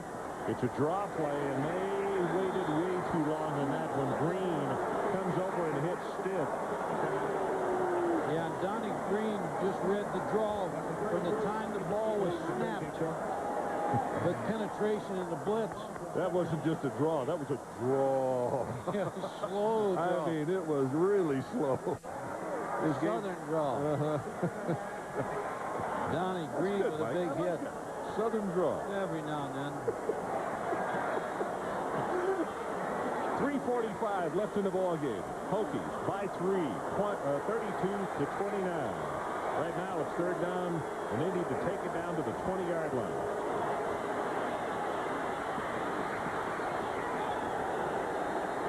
That could have been grounding there. Now Clark under tremendous pressure again. Dingle and Kearney are the guys who were coming after him. I guess they figured he had a guy close enough. Kearney really. Go ahead. I'm sorry. No, go ahead. No, please. I was just going to make the point. We talk about this in different conferences, things that are exaggerated some and that are not by officials. I know one conference this would have been called grounding in. And in other conferences, they're more liberal on the grounding rules because he had somebody in the area. Very high kick. Well, this is a good job by Virginia Tech. Oh, my goodness. They downed it at the 5-yard line. They're going to say at the 7. But now you see why we talk about number 95. They have to make sure that they've got Kibble to stay in the ballgame. Ron, that's Shane Beamer who made that play on that, the coach's son. He's the long snapper. He's the long snapper, and you can't hit the long snapper, so he gets a free release down the field. And he's down there to down the football. So, son, the dad's going to be very proud of him tonight. Not only for being a good son, but makes a good play. The junior, long snapper, Shane Beamer.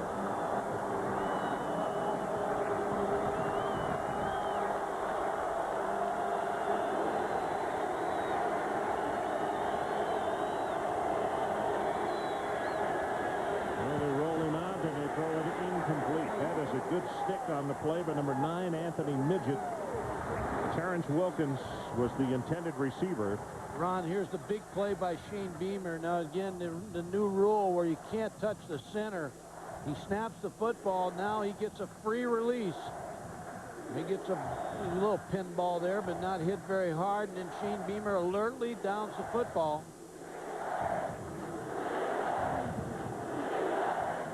And that's a good, smart play by the coach's son. I'll tell you what, it really stuck him down deep.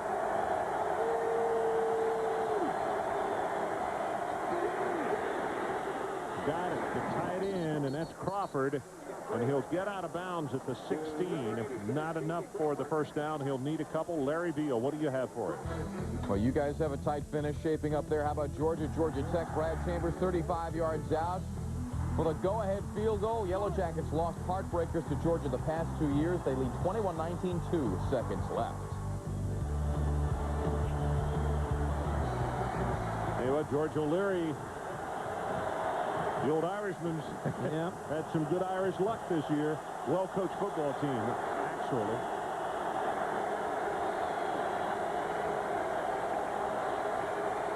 Jones. And he will have the first down as he'll take it out to the 19-yard line. Lorenzo Ferguson comes over to make the tackle. And now that clock becomes really big for the Cavaliers. It's at 3:04. And they just whistled it back in. So when they snap the ball, it's going to be somewhere around 2:45 or 2:40 left in the ball game.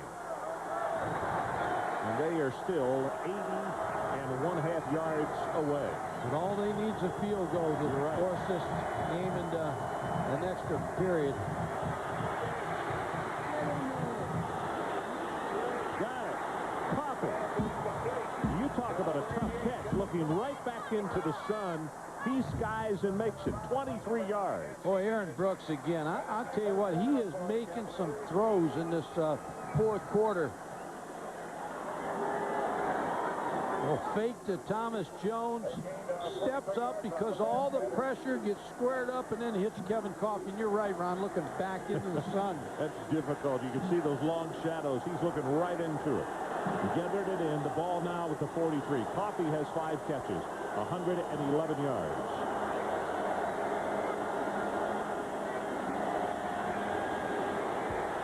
Got it away while they were sacking him. And they're going to, did he catch it? They're coming to mark it. Now, one official said no. Now they're going to talk about it. Casey Crawford, who's an outstanding tight end. They're going to give it to him.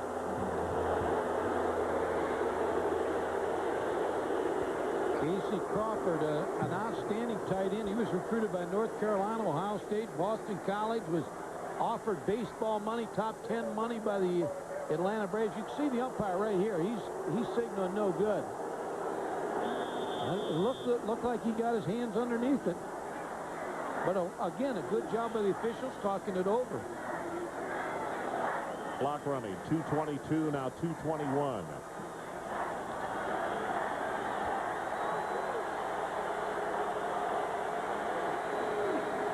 Clark Pace is on the sideline. They're still a distance from where they need to go to be in field goal range. And with this, they're not going to need it. He is going to walk in for the touchdown, Ahmad Hawkins.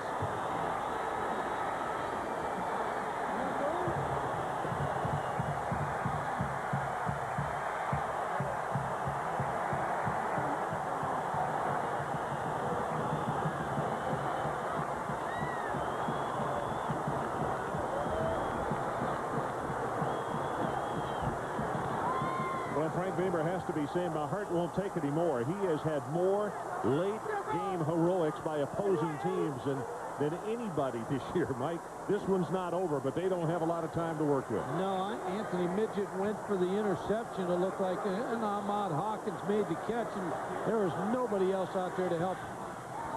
Extra point is up, and it's good. And if you want to give credit to somebody, how about Sparky Woods in the offense? A 93-yard drive in 1 minute and 20 seconds. There's a break. 2:01 to play. Virginia on top.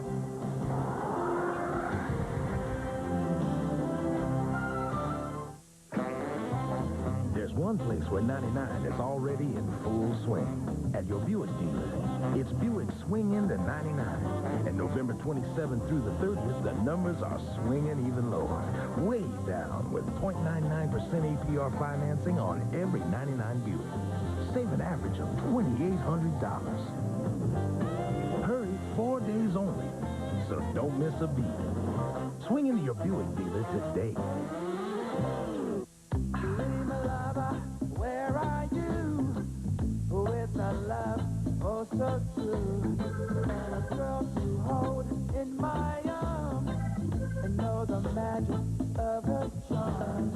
You never know when love might come true, so be ready with Scope. Nothing kills more bad breath germs. Its minty tingle gets breath Scope clean and fresh. Scope, feel the tingle. Where are you?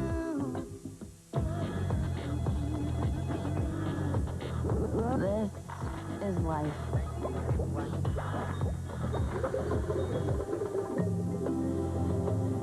This is getting every mile you can out of life. And this is how you get there.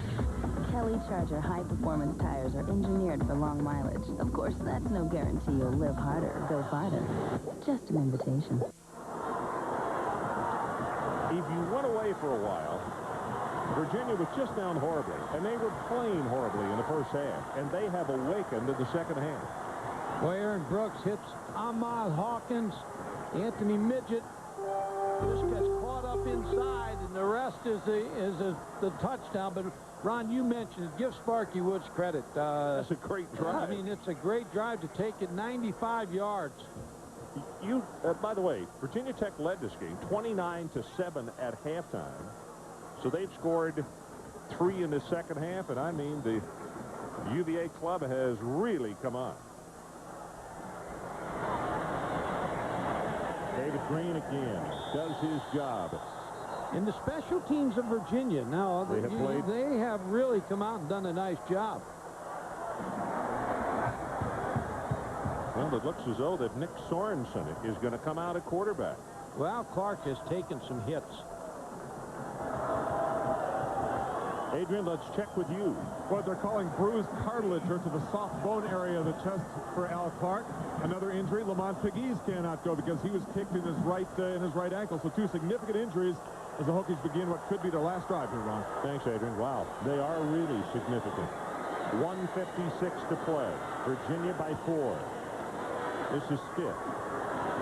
He is going to be stopped after a gain of 3. Maurice Anderson that came down on top of him. A lot of teams, Ron, when they start the 2-minute drill, will run a draw or a screen on the first play and then settle into what they need to do. On that play, it was well defended by Virginia. Sorensen, that's to Stitt, and he stretches it out. Not enough for the first down. It'll be 3rd down and 2. And a timeout has been called with 1:24 showing on the clock. So we'll take it with him. Hokies down by 4 and clawing and scratching for their life. Big Bob's exterminating. Spiders? Oh, we do spiders. Scorpions? I love the challenge. Centipedes? Centipedes are our speciality. The queen centipede. Bring her on. The Bugs are back. Centipede on CD-ROM. Take on 5 all-new worlds or play classic styles. Get your hands on Centipede for PC CD-ROM. Maybe we could talk about this?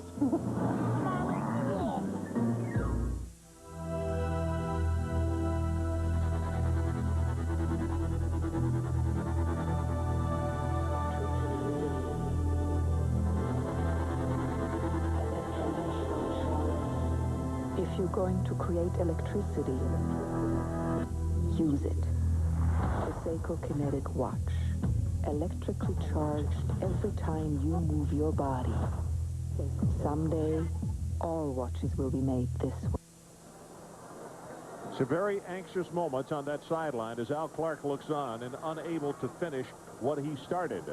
A look at the coach's son. He did his work on the special teams very well just a moment ago, and you would think that 94 yards away that would be enough, particularly with their defense. But Mr. Poindexter and his guys on the far sideline said, nope, we've got it in us, and they showed that they do.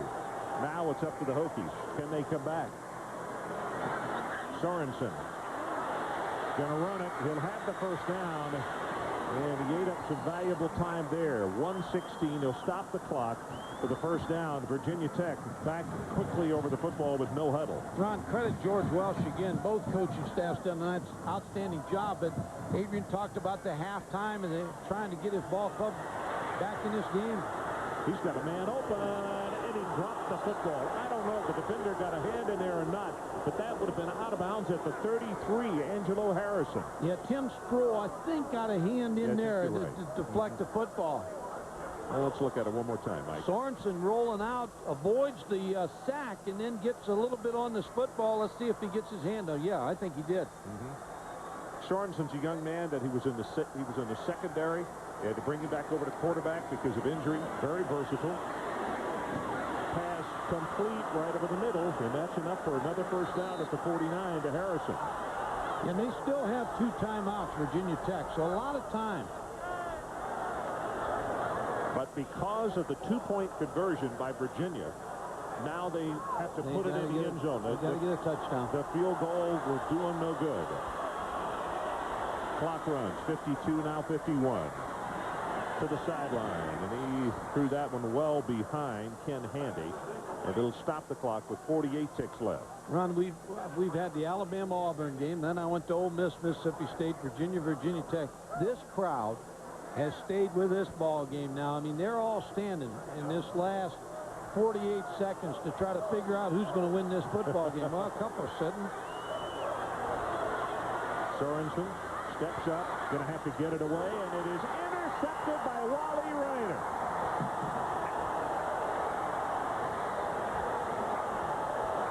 Antonio Dingle was applying pressure, and Sorensen got it away, and it went into the hands of the opponent. There's Dingle. So he did his work, and Rayner did his job. You talk about a turnaround game. This ball game's had all the makings. Good pressure again by Dingle and Maurice Anderson, and Rayner with the interception. And Rayner 14 tackles, 1 interception, and 2 sacks.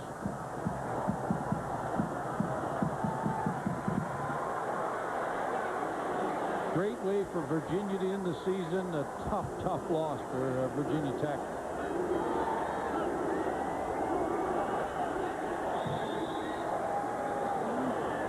Brooks stayed up to let as much time run off the clock as they could. And now the Virginia players telling their fans to stand up and cheer because it's time, and they will not have to snap it again. They're going to the Peach Bowl. That's the Chick-fil-A Peach Bowl, young man. And Gary Stoken, who's here from the Peach Bowl, has to be happy about the team it's going to represent. Players of the game. Brian Threet from Virginia, 13 tackles, interception for a touchdown. Virginia Tech is stiff, 124 yards rushing, a career high, and a touchdown. So the cannon sounds, and this one is history, as Virginia has come back in very dramatic fashion to win over Virginia Tech. The final score is Virginia 36 and Virginia